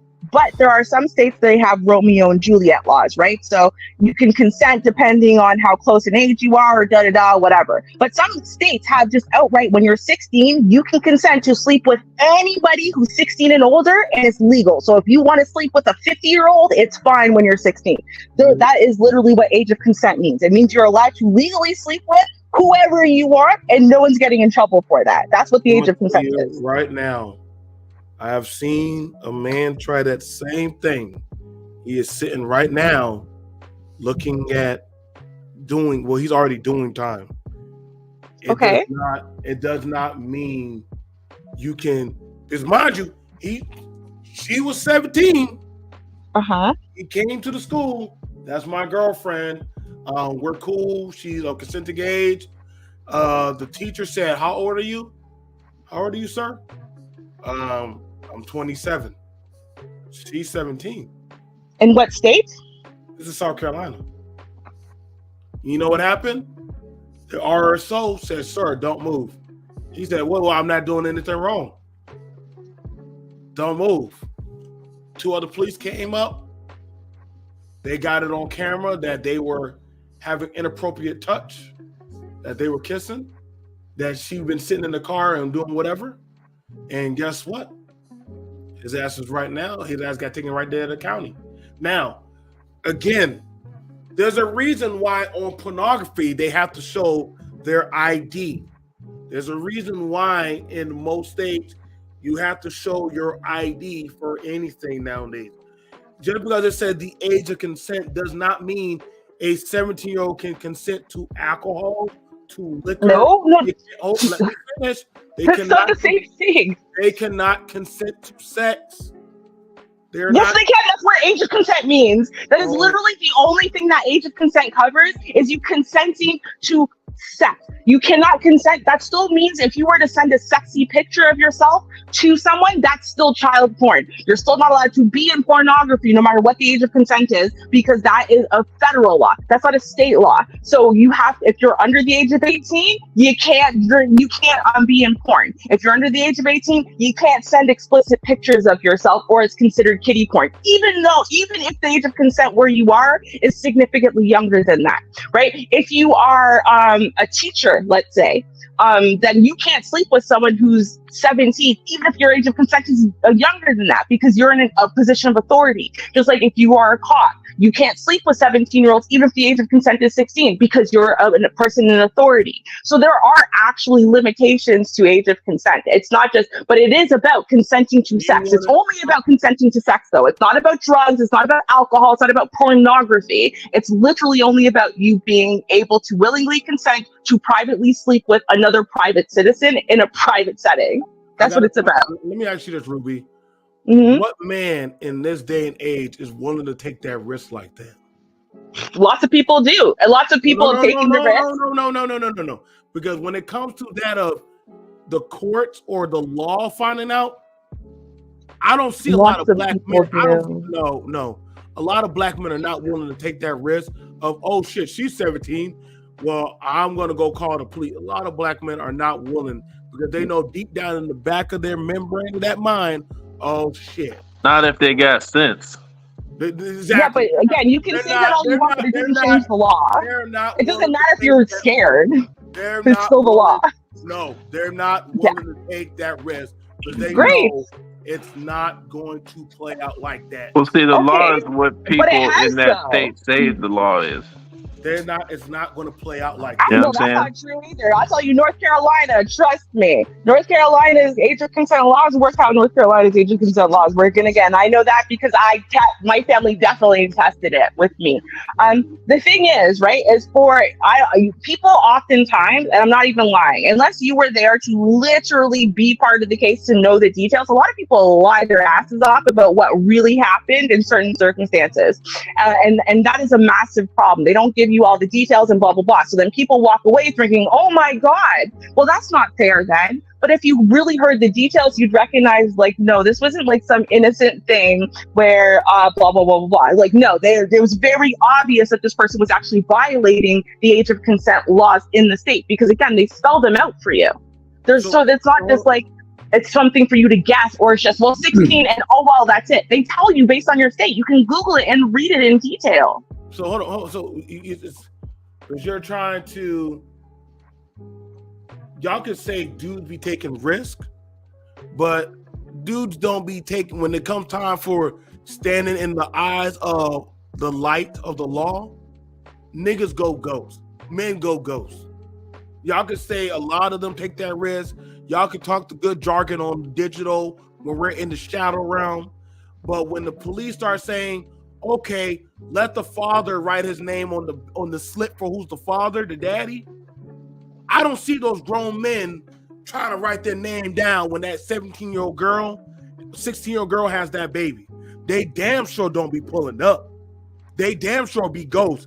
Hey, that child know I'm the daddy. They don't be writing their name down in that paperwork. They don't be signing up, I'm gonna give you my last name. Because they know damn well, oh shit, I'm gonna have to just wait till y'all get older or some shit. You know why? Because that don't mean Dylan means of a shit of beans at that point. If that shit were to go to the State Department, the welfare office, and they say, who's the father? And you say, BMT? Well, BMT is 30-something years old.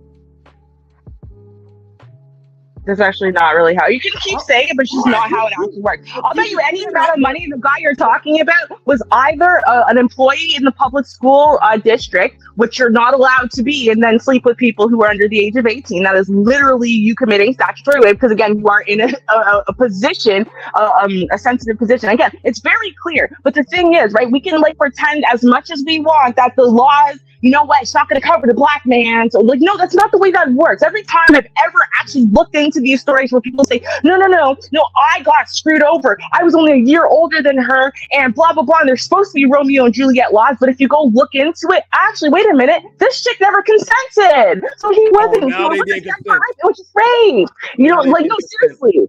You literally look at it. If you actually look at the details of the story, when people tell their story online, right, or whatever, versus when you actually go jump into the case, the actual case law, and read it, and you go, oh, wait a minute, this person was lying their damn ass off. That's why they really got arrested, because they actually did commit a crime. Does it happen sometimes where, for example, people don't read the law, so they don't realize there's a female teacher who said this, a female teacher who slept with an 18-year-old student. And she's like, well, the person's 18, so I thought they could consent.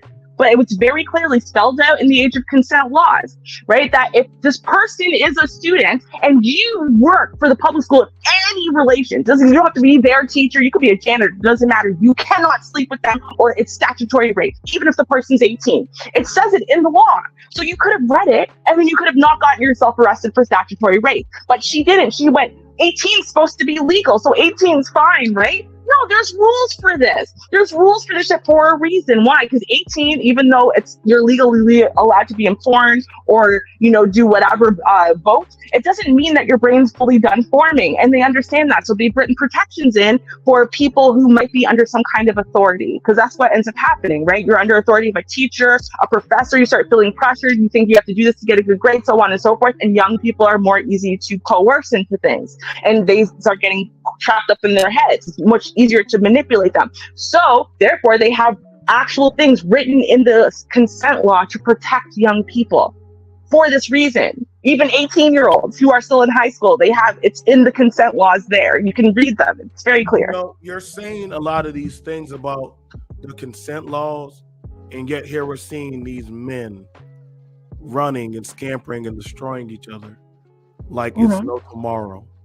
And so, mind you, these men have powerful lawyers that are trained to know the law inside and out, that literally have paperwork after paperwork after paperwork, yet nobody wants to touch them.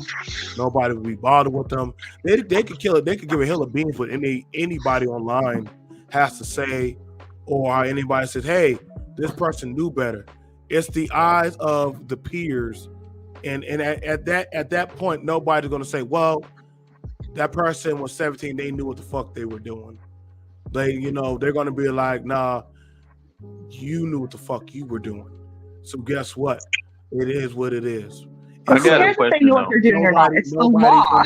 Let me ask this question. Hey, I don't know what SA stands for. What's those acronyms stand for? It's sexual assault. But we're not. Okay, that's what it is. Okay, I'm like, what is SA? And it was something else. They said SA SMH or something. Yeah, they're not allowed to. Yeah, I didn't know what that was. All right, I'm just. But the thing about it is this: like, no matter how, listen, I get what a lot of people thought it was the golden era to get away with what you want to get away with. That shit don't work. No, that shit ain't happening. All these men worked for a long time. All these, yeah. Guess what? Yeah, it worked for a long time, and guess what? You missed the part where we said what old granddaddy or grandma was saying worked really probably wasn't the proper way it should have been working.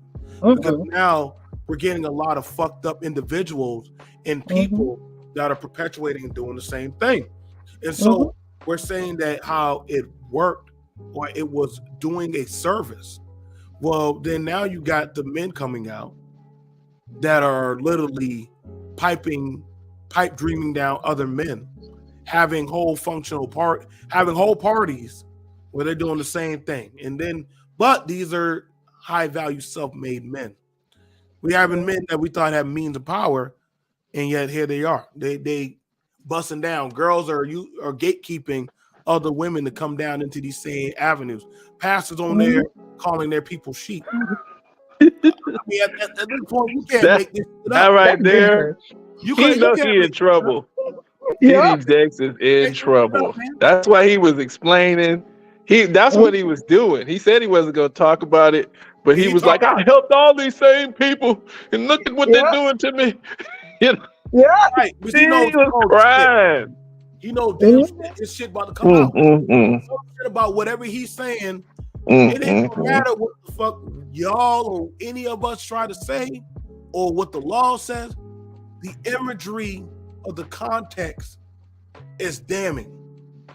So him playing little Santa Claus, little helper with his wife or in some BDSM outfit, that shit ain't gonna work. Like I said, listen, y'all black brands don't last very well when these things happen. They don't. Y'all not a Robert Kraft. You're not the Super Bowl's GM. You're not y'all not like them. When they get a cold, we get goddamn Ebola. But they do it though. They do it, PMT. That ain't right. They get it. Wait, what? I mean, these people get to do the same thing. So it's almost like I'm just trying to understand. Like, we can't pretend like there's no little rituals up in Hollywood in this music industry. You know what I'm saying? They've been doing this stuff. Yeah. This is what they've been doing. Yeah. So it's like they just decide when to kind of release daylight on this pack of werewolves or vampires, burn them up. You know what I'm saying? Yeah. You're actually at the mercy of the state. You're not. I mean, the parents can go after you, but you got the parents, the victim, or the state.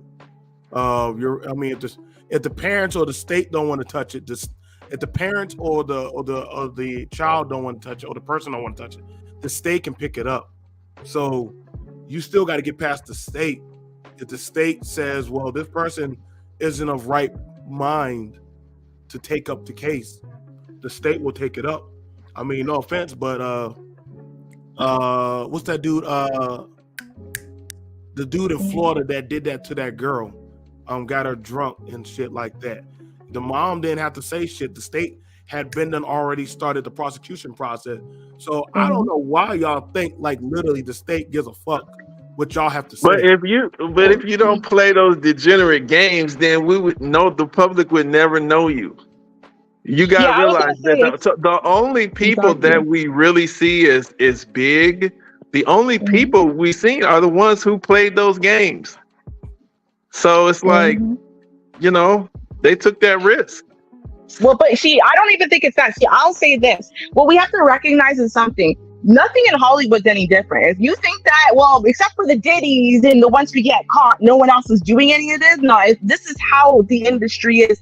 Period. That's why some people are just not in the industry. They do their little acting and they disappear. You don't see them nowhere. They don't go nowhere. They don't have no friends, right? They talk to all their non-industry people and that's it.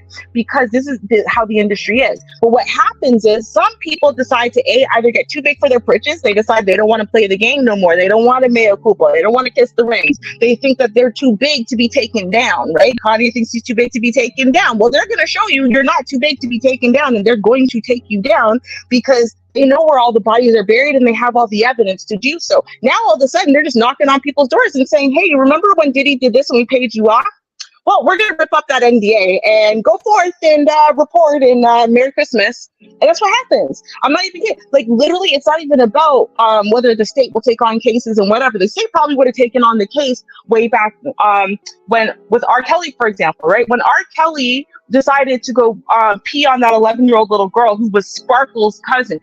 Sparkle our niece, right? Sparkle could have shut her mouth like everyone else does. Take the payoff, take the career bump, take whatever, shut your mouth and go on, right? That's what Sparkle's niece's family did, and that's why she don't talk to her family to this day, right? She's the one who pushed the information out there. She pushed as much evidence out there. She could have said, yo, prosecute this dude. Take him down, because my niece didn't deserve that. She came for a career. She didn't come to be in his little porn collection, right?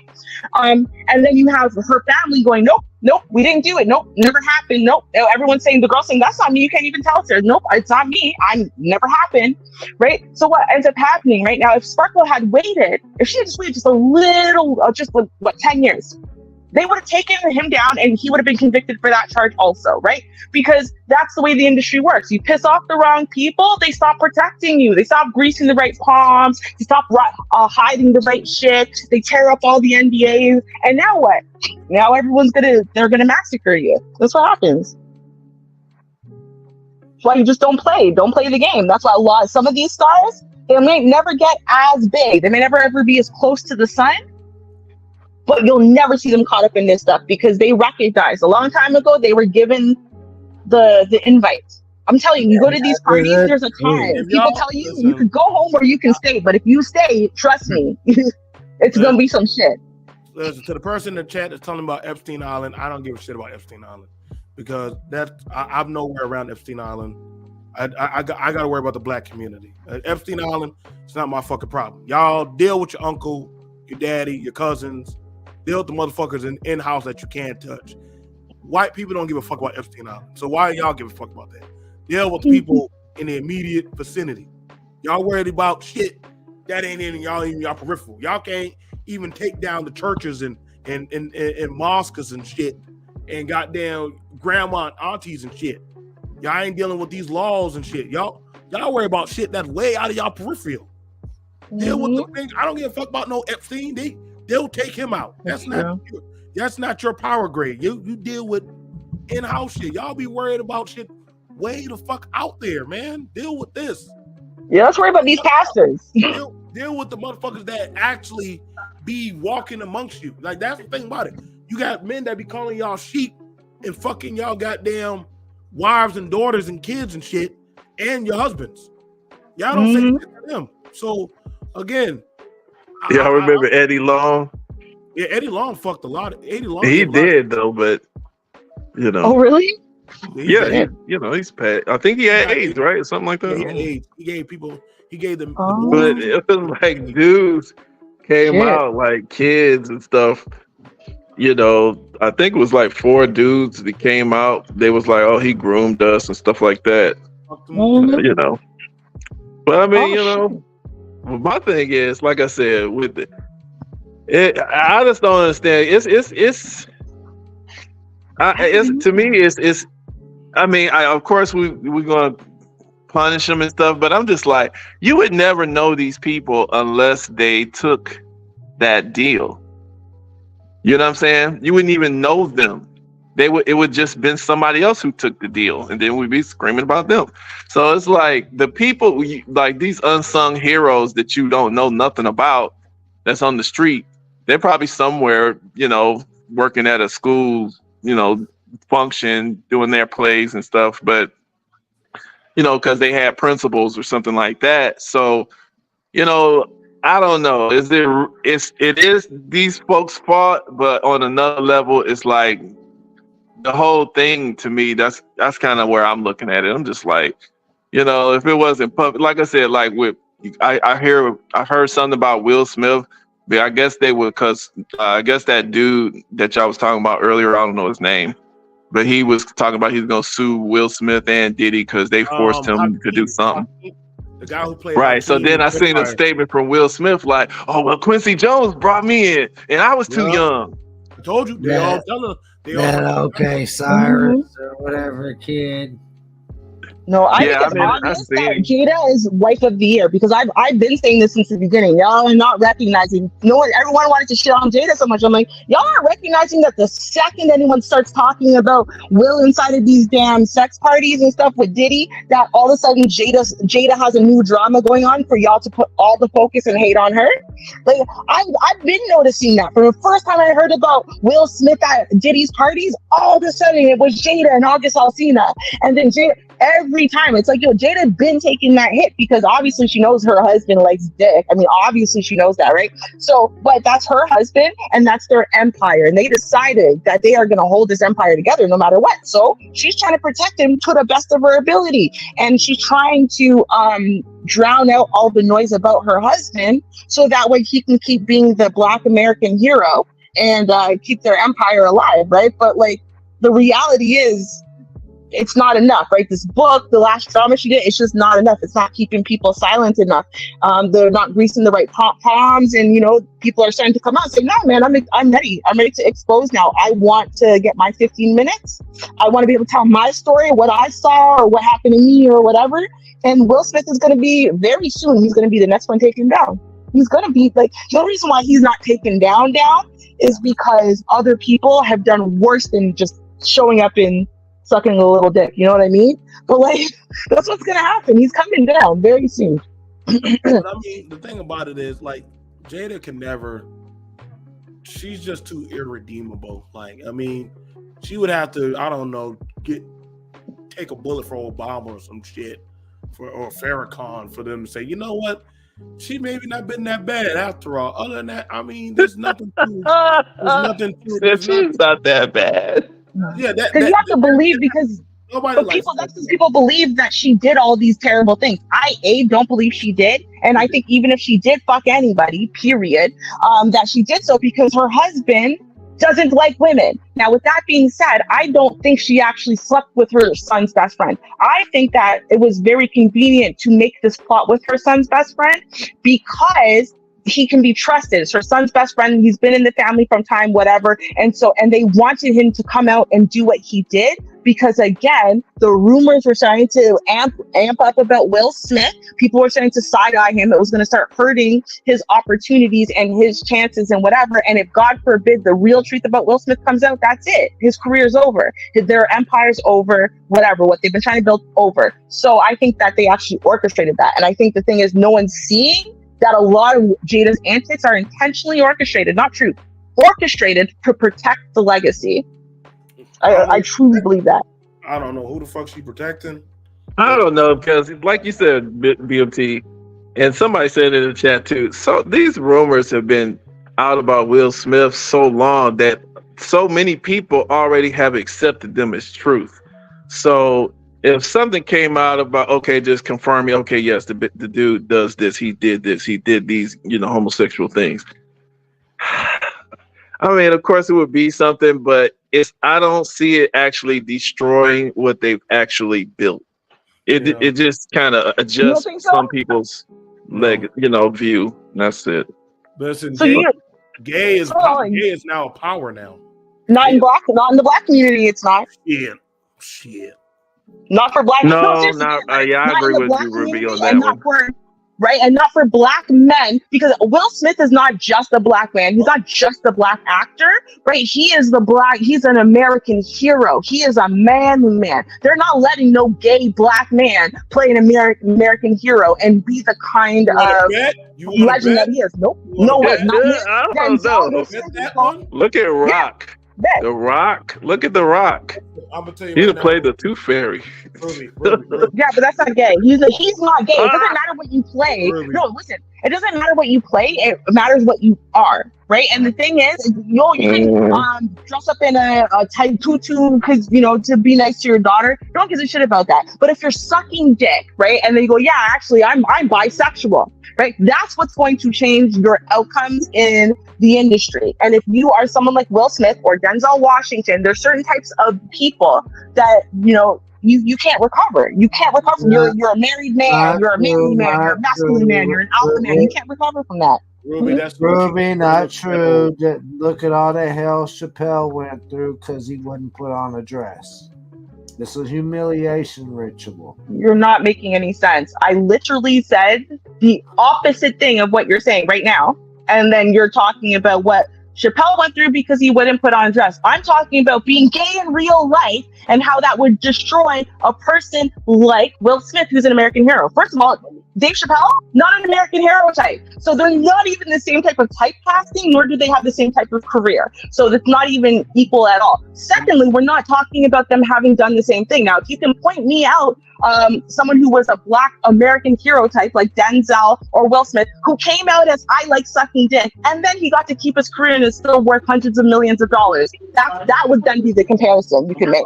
I'm gonna say no. I'm gonna say this, that again, like I told you, this is the reality. Black men right now, it's too late in the game.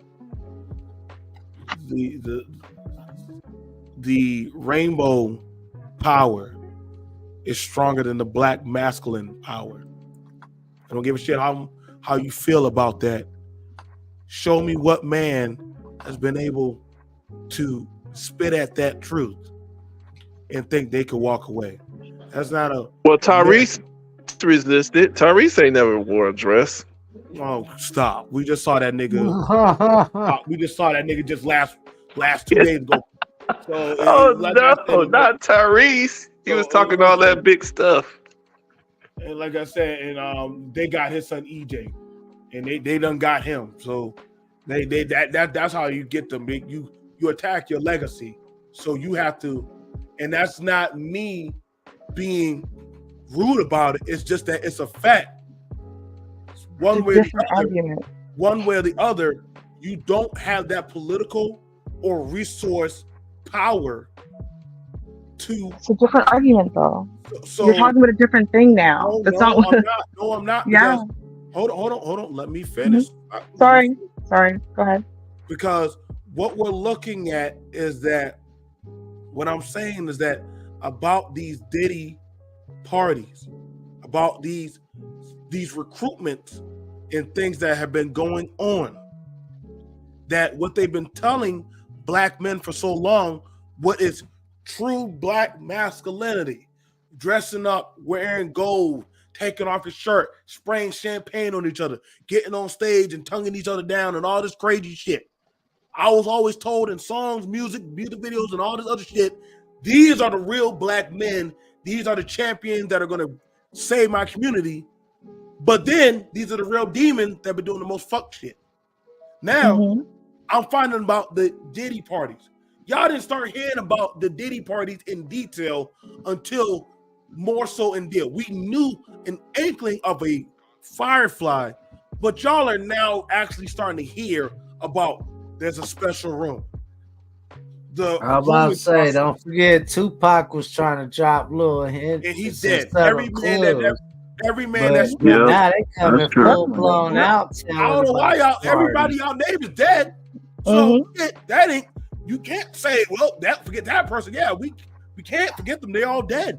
They either dead, car crash, had an aneurysm. There's no way everybody who tried to say something is dead.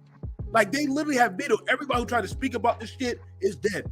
At that point, you kind of know the boogeyman is not made to be fucked with. So, I'm sorry. Star whackers. Listen, I don't get... Y'all can say whatever y'all want about whatever kind of black empowerment. And don't get me wrong, I'm proud to be black. But I understand the powers that be that is going to chop down Jay-Z, Diddy, Dr. Dre, and all of old school, the old dog, they all are going to be, they're about to be wiped out. They know that. Either they're going to comply or lay down. So all your pastors, rich folks, and celebrities, this is why a lot of these men in these spaces, in this circumference of spaces, are not talking about that. Because their ideology of what they built up about a valuable man is now being destroyed before them. So that would mean their doctrines of what they've been talking about have all been bullshit. Same people y'all that they've been praying to. You got it with one of the most influential men in the world just called his whole $1 million mass of people sheeps, and not one person said shit. But just you can't get PMP. Okay, you know what? I got something when you were watching it. I wanted to say something. So you know that religion refers to Christians, or the people who follow the disciples or whatever, right? The flock, so pastors call it their flock, right? Or their sheep or whatever. So as much as now, again, you can look at religion however you want for that terminology. But the reason why no one batted an eye is because they're used to being called the flock, or Nah, Ruby. No, sis. No, sis. I love you. But they were called sheep for a reason. I understand when you call my pastor and my flock. But no, there's a reason why they say stop being sheep. We're talking about sheep to the slaughter. And those people are sheep. No matter what, if it wasn't that big of a reason, first off, watch the man's movements. Jakes was walking around back and forth, sweating, crying. No, hold on. You're not hearing what I'm saying. You're not getting what I'm saying. What I'm saying is that the colloquial use of sheep, the way we use it now, right? Where the sheep will blindly go and whatever. It's like the colloquial use of lemmings. That's a relatively new thing. But the colloquial use of the word sheep and a flock, the shepherd's flock, and all of that type of terminology, that's been in Christianity for thousands of years, is what I'm saying. It's in the Bible, right? So now I'm not saying, hold on, I'm not saying that in that moment when TD Jakes, said it the way he said it, that he didn't literally mean it. It wasn't like a Freudian slip where he was saying, yeah, okay, my blind, deaf, and dumb people who will follow me off a cliff, right? That those people don't, my sheep, and that's why he said it that way, because it literally was the thing he meant, right? What I'm saying is the reason why the people no one's responded to it, and no Christian would respond to it in the way you are saying, is not because, oh, Christians are just so stupid. It's because they're used to hearing the terminology, because the terminology is even in the Bible. Right. So my mom even says that I've heard her use that terminology and whatever, and she doesn't do any of the shit, and she's not like that. But it's the terminology in the Bible. So you're used to hearing it. So you wouldn't bat an eye at hearing it, because it's normal to hear when pastors are talking about their church and their parishioners. It's a normal saying to say, is my point. That's why no one when you're reading that book, you gotta pay attention to the bearing of fruit part, stuff of that nature, discernment. Right, it's built into Christianity. That terminology is built into the King James Bible and into the terminology of Christianity now. Right, you're the sheep, so you're supposed to go to your pastor. Because before people had to, because most people didn't know how to read. So you go to your pastor, and your pastor tells you what the Lord's words are. The pastor tells you, this is what the Bible says, and this is how you interpret it, right? You guys are the sheep. You're literally the deaf, dumb, and blind, and you're going to this one person who can interpret the Lord's will for you. So it's built into Christianity, this idea that we are lower than and therefore less able to fully recognize the word of God and the desires of God and the heart of God and whatever, right? That's why you have pastors. Pastors are supposed to be closer to divinity and objectivity and able to discern things, right? That's what they're supposed to be. Yeah. I look at these on basic levels. If they can read as good as I can read, we're both good to go in our understanding. So one of the things about it, but I see Mike also unmuted. Mike, you want to say something? No, I was just gonna say, yeah, I mean, I kind of agree with Ruby on that point, because that is a term that's kind of loaded, but I kind of agree with the way that he used it. It's kind of weird the way he used it in that moment. He was like, my sheep will only listen to their whatever he was calling himself. Yeah, it was kind of like, don't listen to nobody else but me. Basically, that was like a slick way of kind of getting that message over. But yeah, inside the Bible really is talking about the nature of a sheep versus the nature of a goat. A goat won't listen. It does what it wants to do. It plays. It creates mischief. The sheep is a little bit more obedient. It's listening to the righteous. It's kind of easier to be led to the right direction. Of course, we know that sheep, can be stupid too. But so that's kind of let me get it. I played 2 videos on purpose of TD Jakes talking. Okay. The first thing was him asking. And yeah, that's true. Kay, sheep are easy prey. They are easy. First off, I'm gonna tell you right now. That old man was having anxiety on that stage. That man was stuttering. That man was worried. That's true. That's that true. Man was stuttering. That was true. I would agree. So you cannot. There's nothing we can say that literally he had to answer to his congregation, to those people that idolize him. Now the thing about it. Now here's the contradictory. First off, you lied on the stage. You just said, I don't have to worry about it and I'm not going to address it.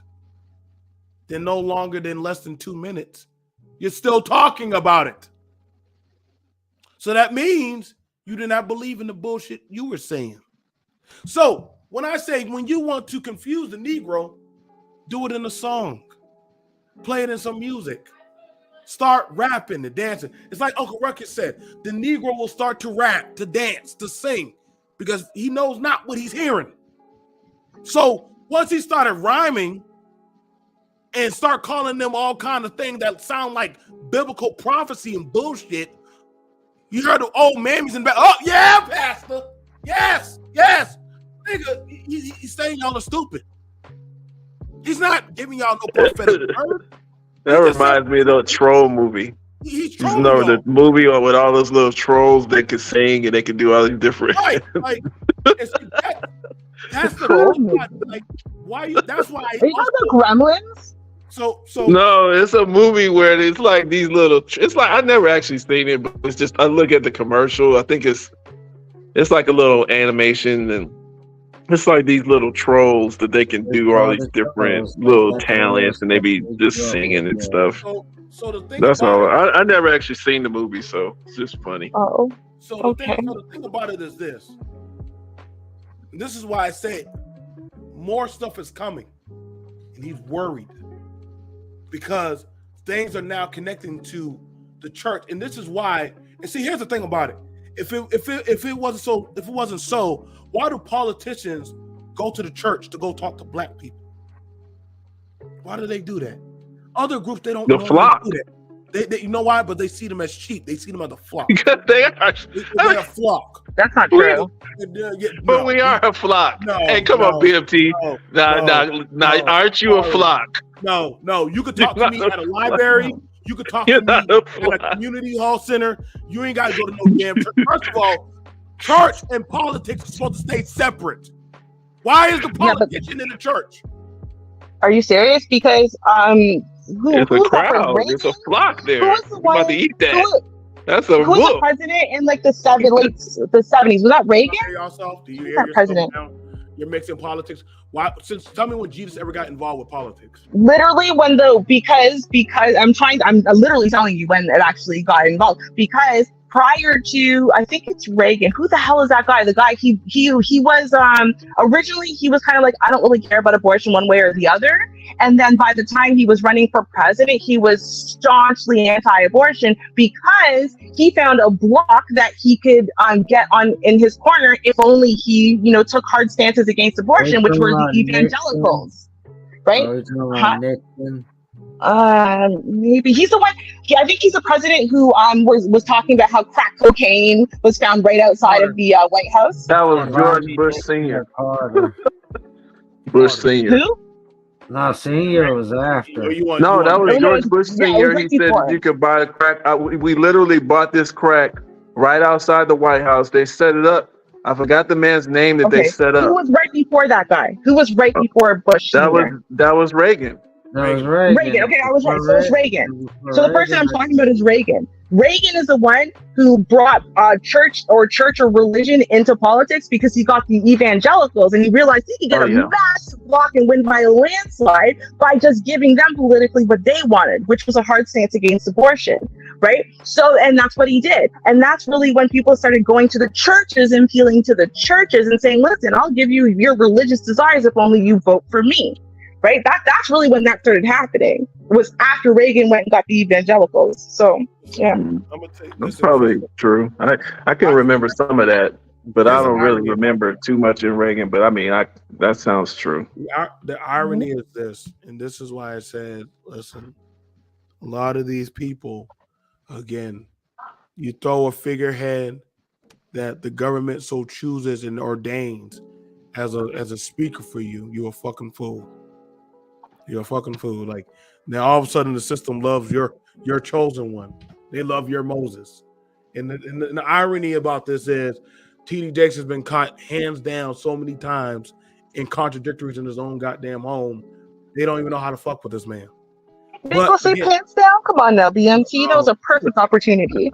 So like I said. But BMT, I'm gonna play a little bit. I mean, I don't want to say devil advocate, but I guess I am being this way.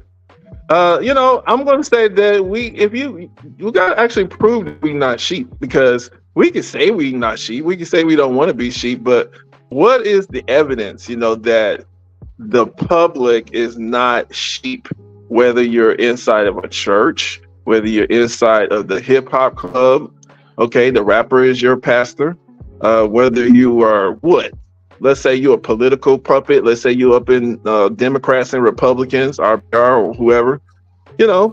It's like they tell you and you do. You know what I'm saying? Here's a tough question, Mike. What's to say you're not a sheep, even if you're a person that's speaking out against this stuff? Exactly. That's what I'm saying. I'm just really trying to. I mean, because I know we don't want to admit like, oh, I ain't no sheep. Shit. I think for myself. But it's like at some point, everybody is a sheep. Whether you're sitting up in somebody's classroom as a kindergartner, learning whatever you're learning, just certain points in time, we are easier to manipulate.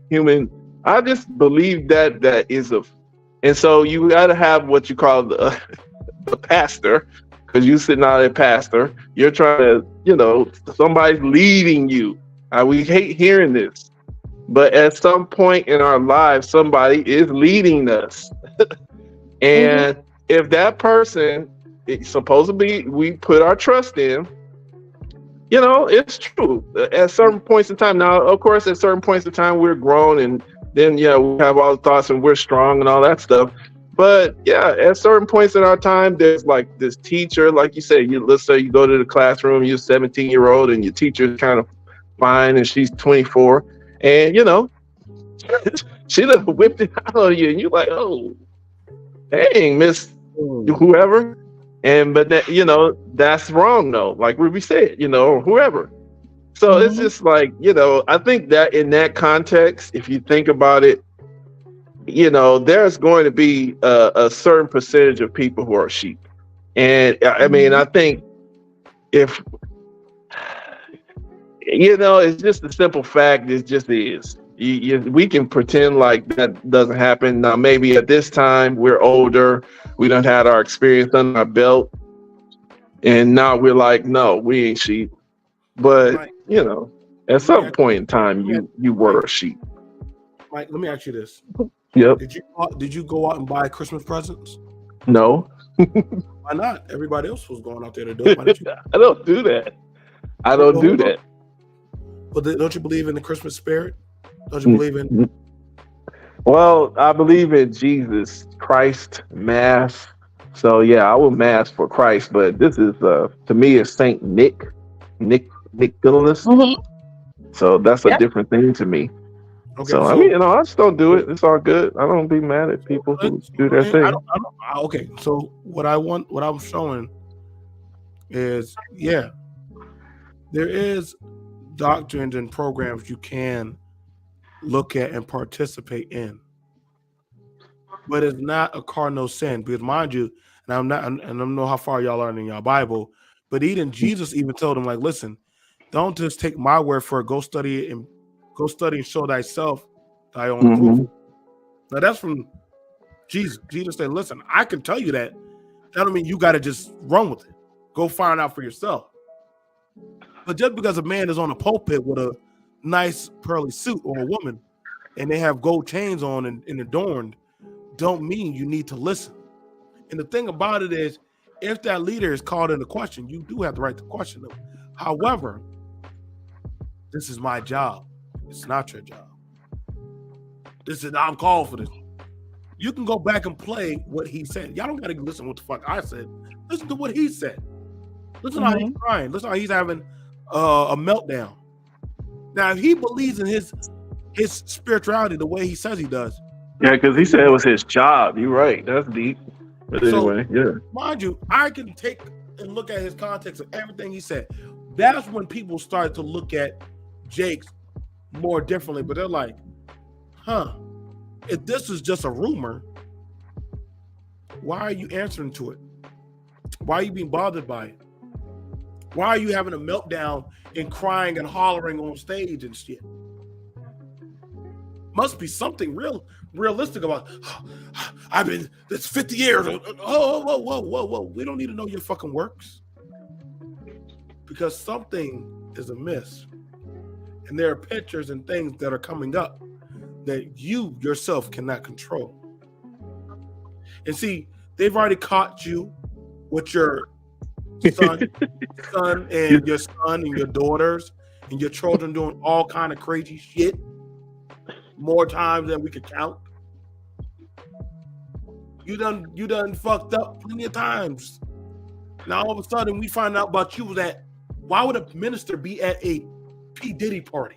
Right. So you need to tell me what pastoring were you doing at the Diddy party? But I can promise you ain't no Jesus at Diddy party. But was he trying to save their souls? I don't know. Well, no, he was trying to be a power bottom. That's what he was trying to do. Oh my God! Very successful. You know what? And I'm gonna be real. Now I'm gonna be real. No. Hey, listen. I feel some kind of way. Like I said in the chat. Save your pastor, then. Save your pastor. I hate when somebody could just get on like a TV or some sort of screen and say this person did this, and then everybody just pretend like it's just done. It's over. There is no trial. The person did it. Period. And that's why I try to give him a more of a benefit of a doubt, because I'm like, you know what? I ain't gonna fall into that trap. But then when you play when you play those videos and he said, we gonna focus on God. We're not gonna talk about no lies. So I was like, oh, okay. All right.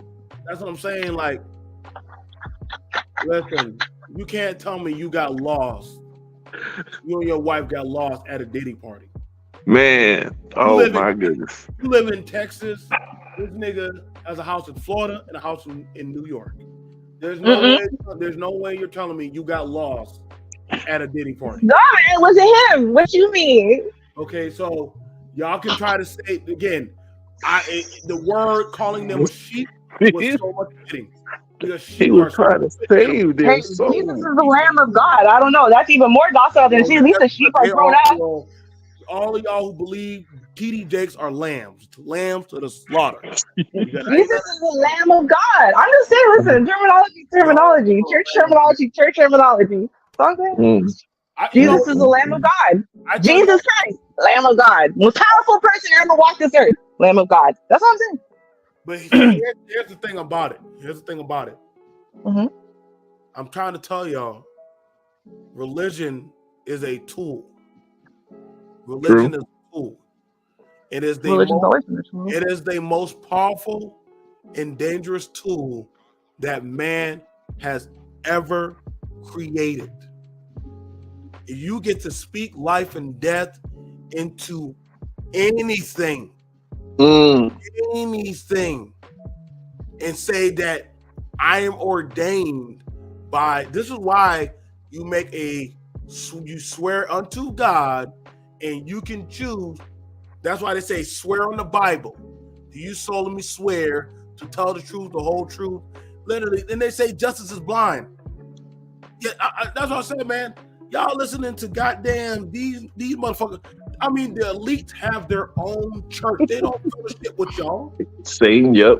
They don't fellowship with y'all. They have their own elite church that you will never see what goes on in there. But now you finding about the elite pastors getting booped over, meeting up with think about this though. Nah, man. But I don't like somebody said I forgot I think somebody said in the chat earlier. They was like I think it was Bishop. He was like these entertainers and somebody are not elites.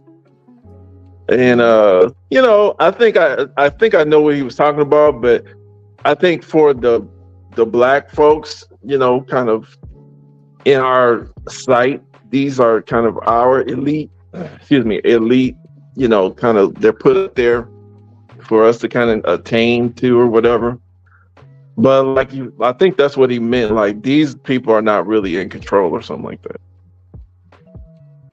Well, see, that's the thing said, like, that's why I said, and maybe it's time we start breaking off from this running to go be entertainers.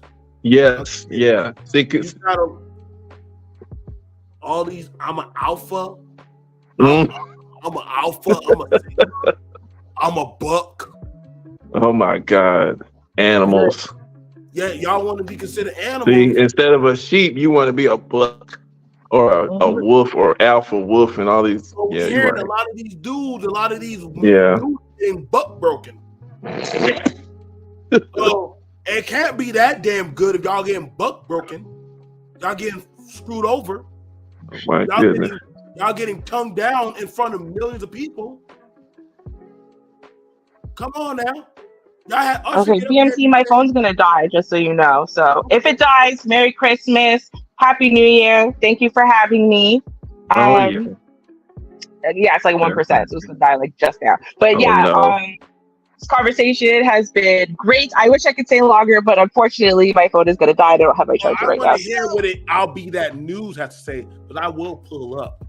Don't be scared. Well, okay. I'll get Zell to maybe me and Zell will do an impromptu update on TD Jakes because I know he did the first story. So maybe we'll pop in for like an hour because we're not doing anything till the new year. You know Zell's Huh? So that's gonna hurt. Is he? Actually, I didn't know that at all. I should talk to people. Zell's a minister.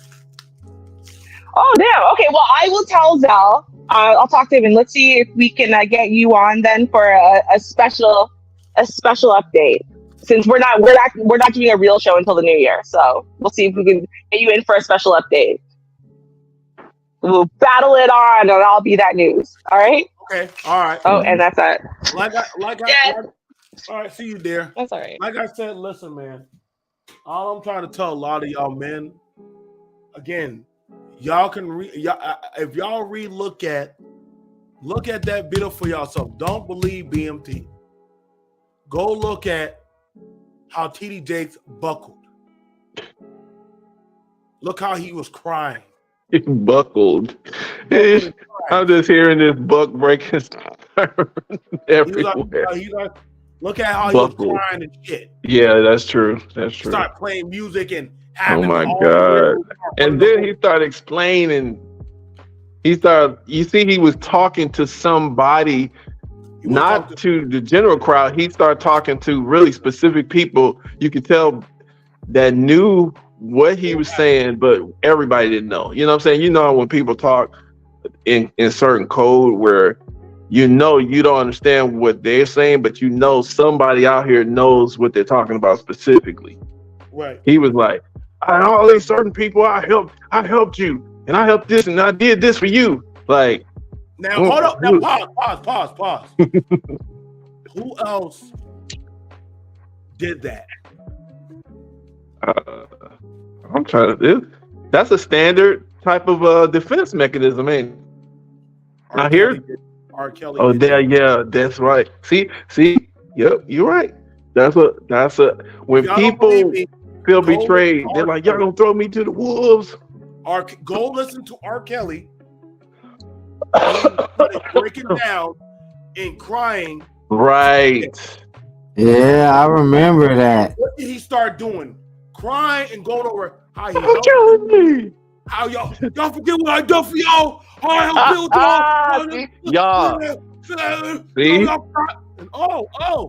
Now fast forward to TD Jakes. See? Yep. What's going That's on? when, like you said, he was having a nervous breakdown right there. Again, I told you, I'm BMT. I'm good at what I do on these type of things, and I'm trying to tell y'all. That's the reason why. Here's a real question, right quick. It's gonna be kind of conspiracy theorist, but honestly, MK Ultra was deeply used in the Hollywood scene, and even his pastor is known for Hollywood stunts and stuff. So it's like, you think MK Ultra could still be going on in Hollywood, and this is why once they're exposed, these people are losing their mind because the whole brainwash scheme is coming undone. Well, that's what Kanye said. So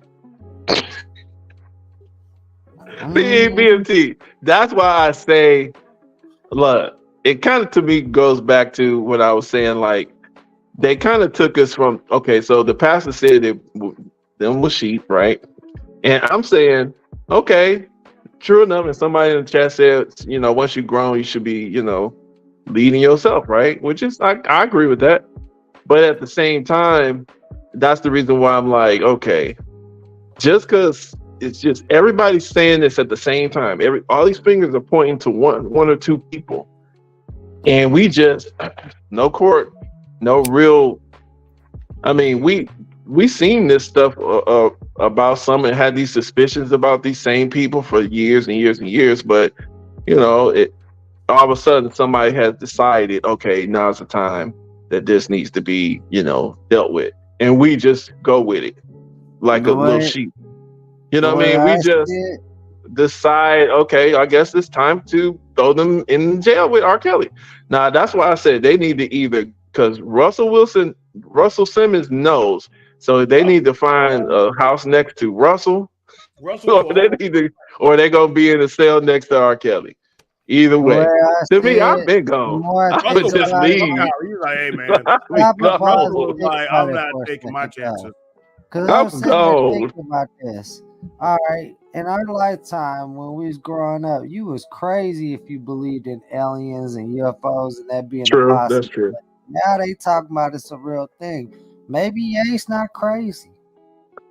Oh no! I mean, come on now, he ain't real crazy. He's smart. To me, I don't. Maybe that's PTSD. It's just like people thought George Bush was stupid, which he kind of stupid, but he ain't real stupid because how people can pretend crazy and just to get money.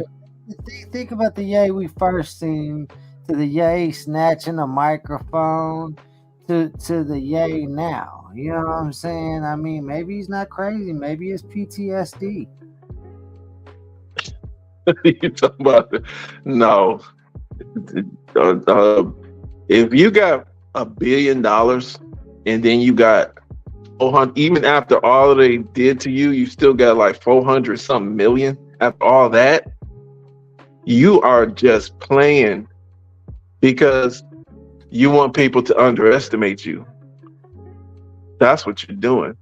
There is no way you could tell me that a man that came from living in a Chicago neighborhood, even though he wasn't super poor, but he was middle class, and just from an entertainment, industry, just music, came up with some $1 billion and making deals all across the world with people, just strategizing, able to hold rich companies that's 100 years old, Adidas, to contracts. And man, come on. You think this man's actually stupid and crazy? Let me play He's going to act that way because he wants you to underestimate him, and it works all the time. But to me, crazy and stupid are two different things, though. Okay, well, maybe that's true. I can see that. I can see that. Let me play this for y'all, bro. Let me play this for you guys. He said he was some of the elder pastors then put that zest on him, allegedly. Okay, and people are saying he's talking about TD Jakes. Check this out.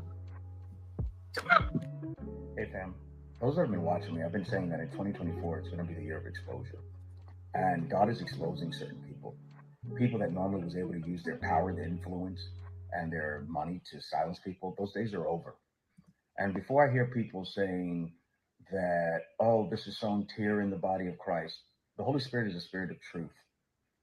So before you say, touch not my anointing, do my prophets no harm, that's a nescient statement, because that scripture is referring to Israel. You're taking the scripture out of context. And if the Holy Spirit is a spirit of truth, then speaking truth is not sowing tears. It's bringing reformation and healing. In my 20s, I got to be around some of the biggest men and women of God. And I got to witness things because I got to see them without their armor. One of the things that really happens and seldom talk about is that there's something called grooming. And it happens in the Pentecostal church. It happens in many churches, but I'm referring to the Black church specifically. And what that means is that there'll be a bishop, a pastor, apostle, someone who has big conferences. Everybody knows, oh my God, they're the holy man of God. And they will pick their victims and they groom them. And it first goes through stage one where they ask questions. What are you into? What do you like? You need to tell daddy everything. And so they're using verbosity, and they're using this type of garrulous narrative to try to make you feel comfort, to make you build comfort with their victim. And then from there, it goes into stage two. And stage two is where it begins to become sexual. And it first starts by either making facetious jokes, making little statements, innuendos, and then it goes into the questions of what turns you on? What do you like sexually? You need to tell me that because I need to know, because I need to be able to pray for you. So it's almost like a psychological power game that they're playing with you. And in your head, if you say something wrong, they project it on you. They body shame you. Oh, you're too sexual. Oh, look at your body. Oh, you're the one that's making me do this. Oh, you.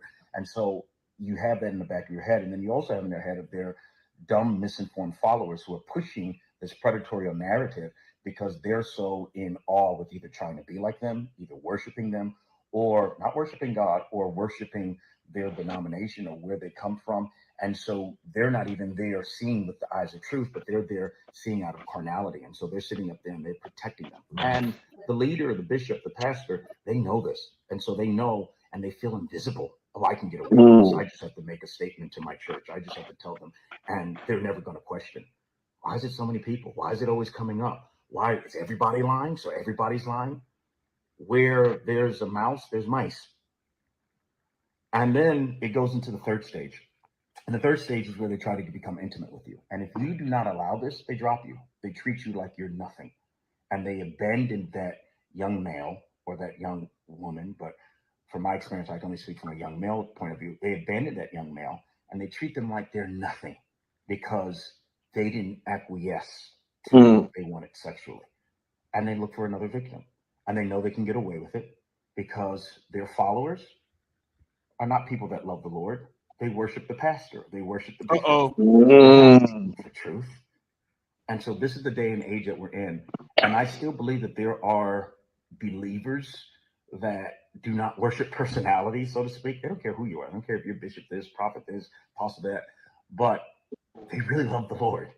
And so they really are worshiping the spirit of truth, which is Jesus. And they really are about that. And so they can see past that. I want to say to victims that might not have a platform or might feel like you're going to be judged, so you can't say nothing, because this is what they try to tell you. You're going to be judged. You can't say nothing. You're sowing seed of tear. You know, God is the judge. Yeah, we know God is the judge, but God judges people also through legal systems. God judges people also through other people. There's a group of Christians, and we're here, and we believe in you, and we're here to support you. And if you've been feeling in your heart that you can't say nothing, now's the time for you to speak out. Well, I just want y'all to know. Listen, man. Look, if somebody touching you, say something. Say something. Say something. You know, it's the day to do it. If you're stuck at this type of church.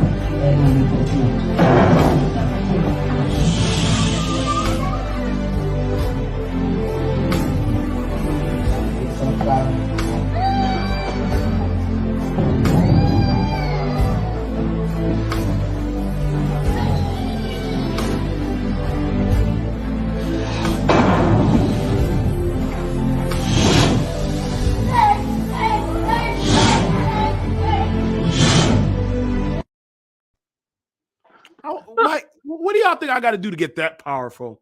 Hey, you got to be a pastor so you can control the minds of the sheep. You know, that's a real power. You thinking that's a game? That's real. I want to know. You're looking at power. Goodness, y'all. I tell you, y'all. Man, hey, but see, BMT, that's what I'm saying though. We be laughing at people, but you know, if you think about it, on a different level, it's not church though. On a different level, it happens in different circles like that. If you got, let's say, for example, what's that Christian dude? What's this? He was talking. I think he accused Tyler Perry, right? Oh Lord, he's already up there on the spike right now. But see, because you messed up. See, look, so Tyler Perry is kind of still he's in that zone where people love them. And see, when you love somebody, you don't want to hate them.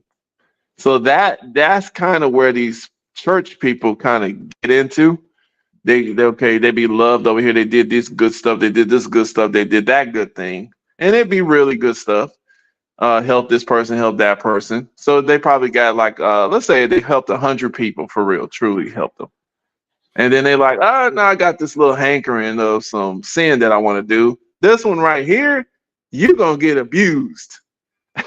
So they feel like, because, God, you let me have these, I helped 150 people. Give me this little one here that I can just kind of take my little abuse out on and make them shut up, just like that the other brother talked about. Lord. And that's what's going on. These people are satiating their little mentality of their sickness on, let's say, one or two people, and they justify it probably in their brain, like with, I built the school and I built the church, and if it wasn't for me, then you wouldn't have paid your rent.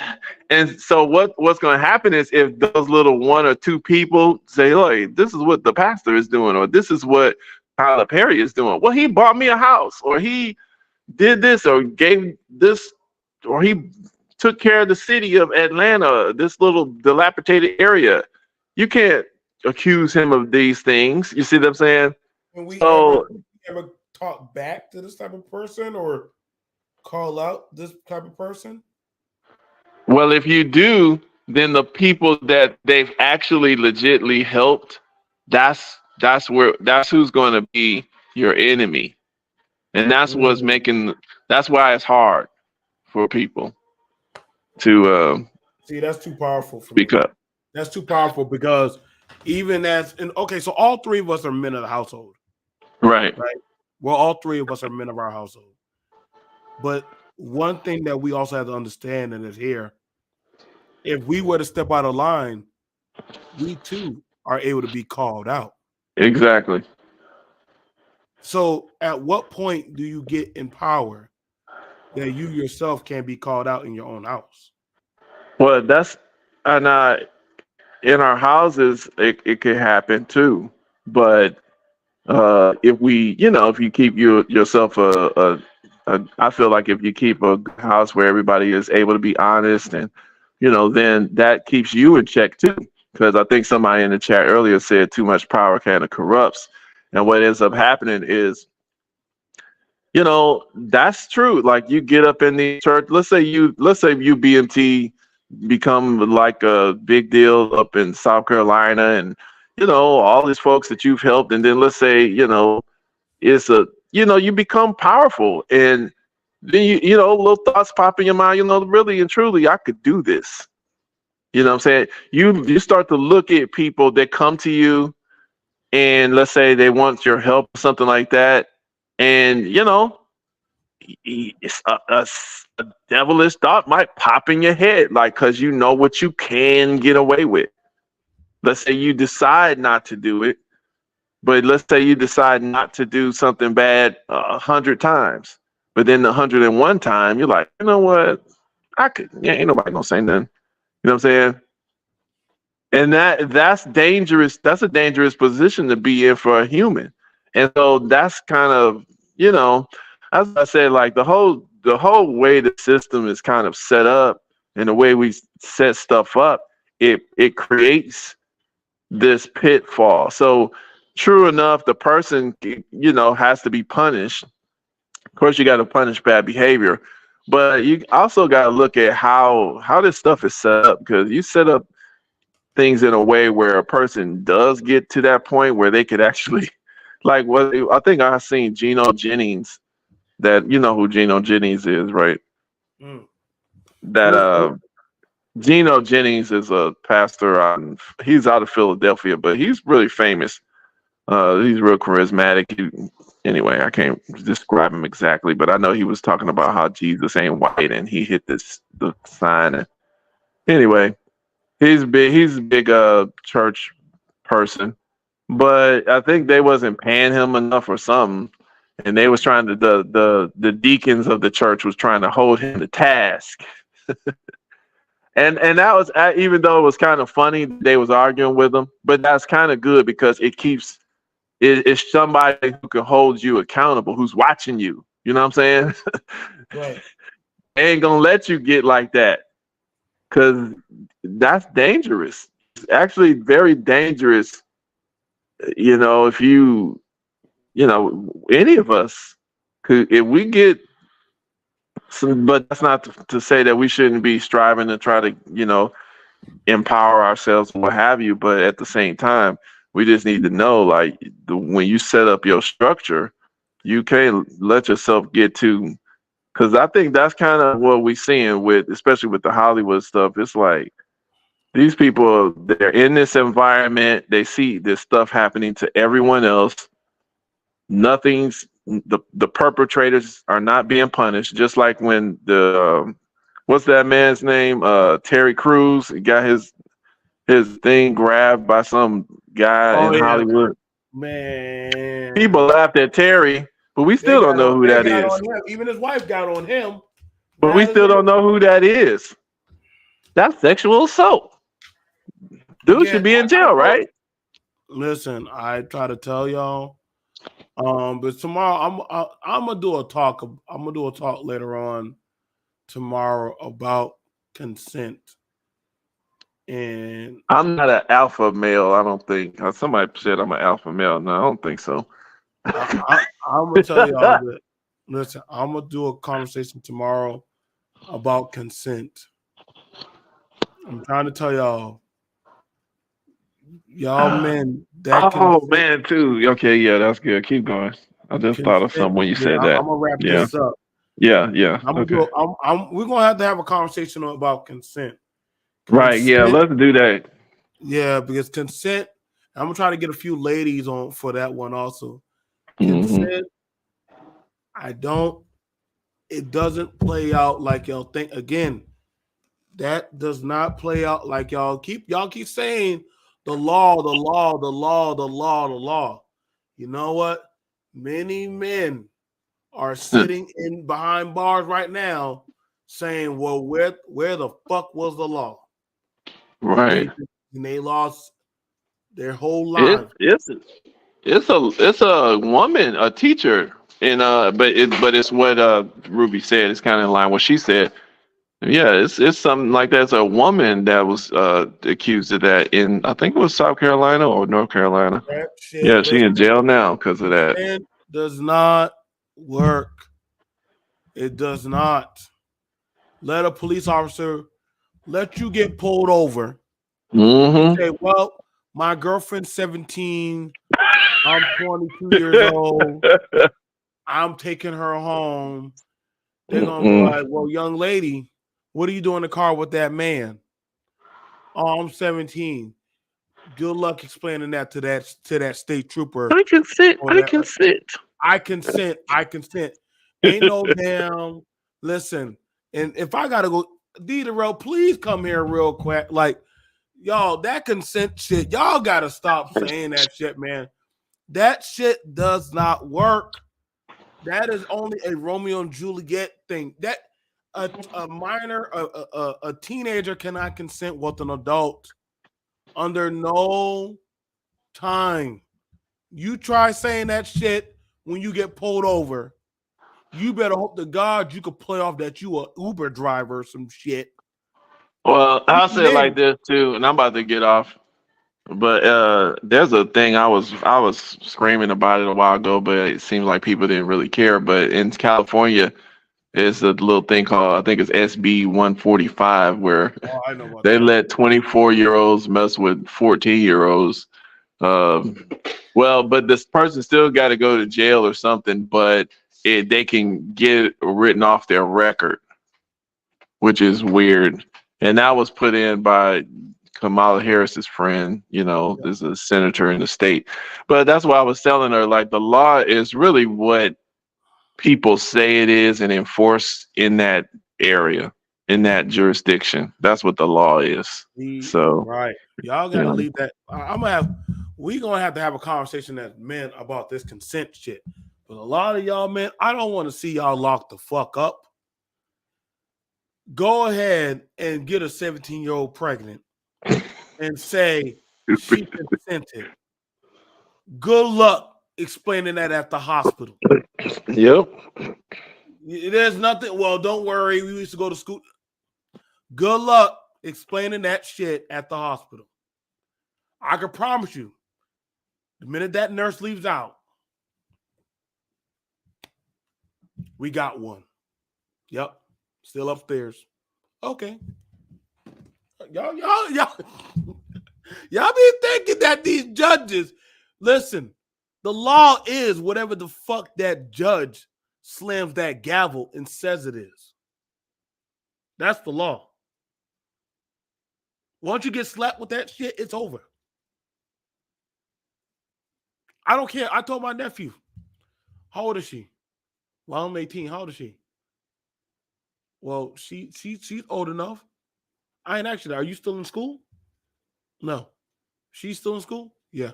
Break it off. Break it off. Stop talking to her. Because I don't want you to take no risk that you going by that damn school. You're a grown man now. In the eyes of the world, you a grown man with goddamn facial hair going by that school. You graduated. Don't you take your ass by no damn school. I call this boy my nephew. I treat him like my own.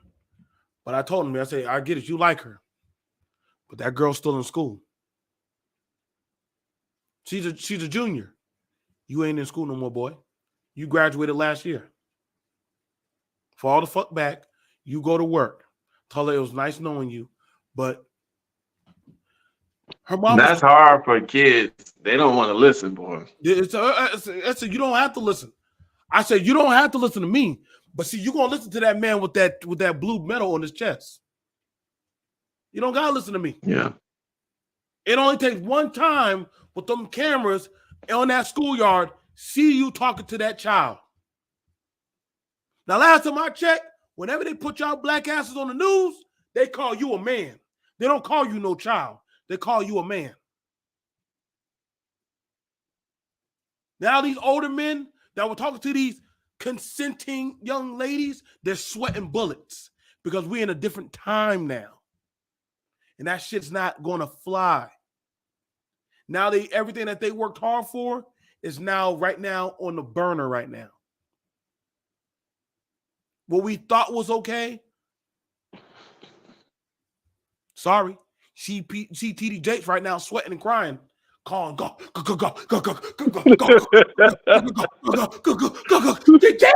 what messed up for. He is messed up because that's the fear. The fear. That's what it was. It was fear. And we seen that in that clip. He shouldn't have got his butt out there if he didn't want to say nothing. Because he should not, because that you can't hold that. He's terrified. But I want to hear you and Leroy break that down.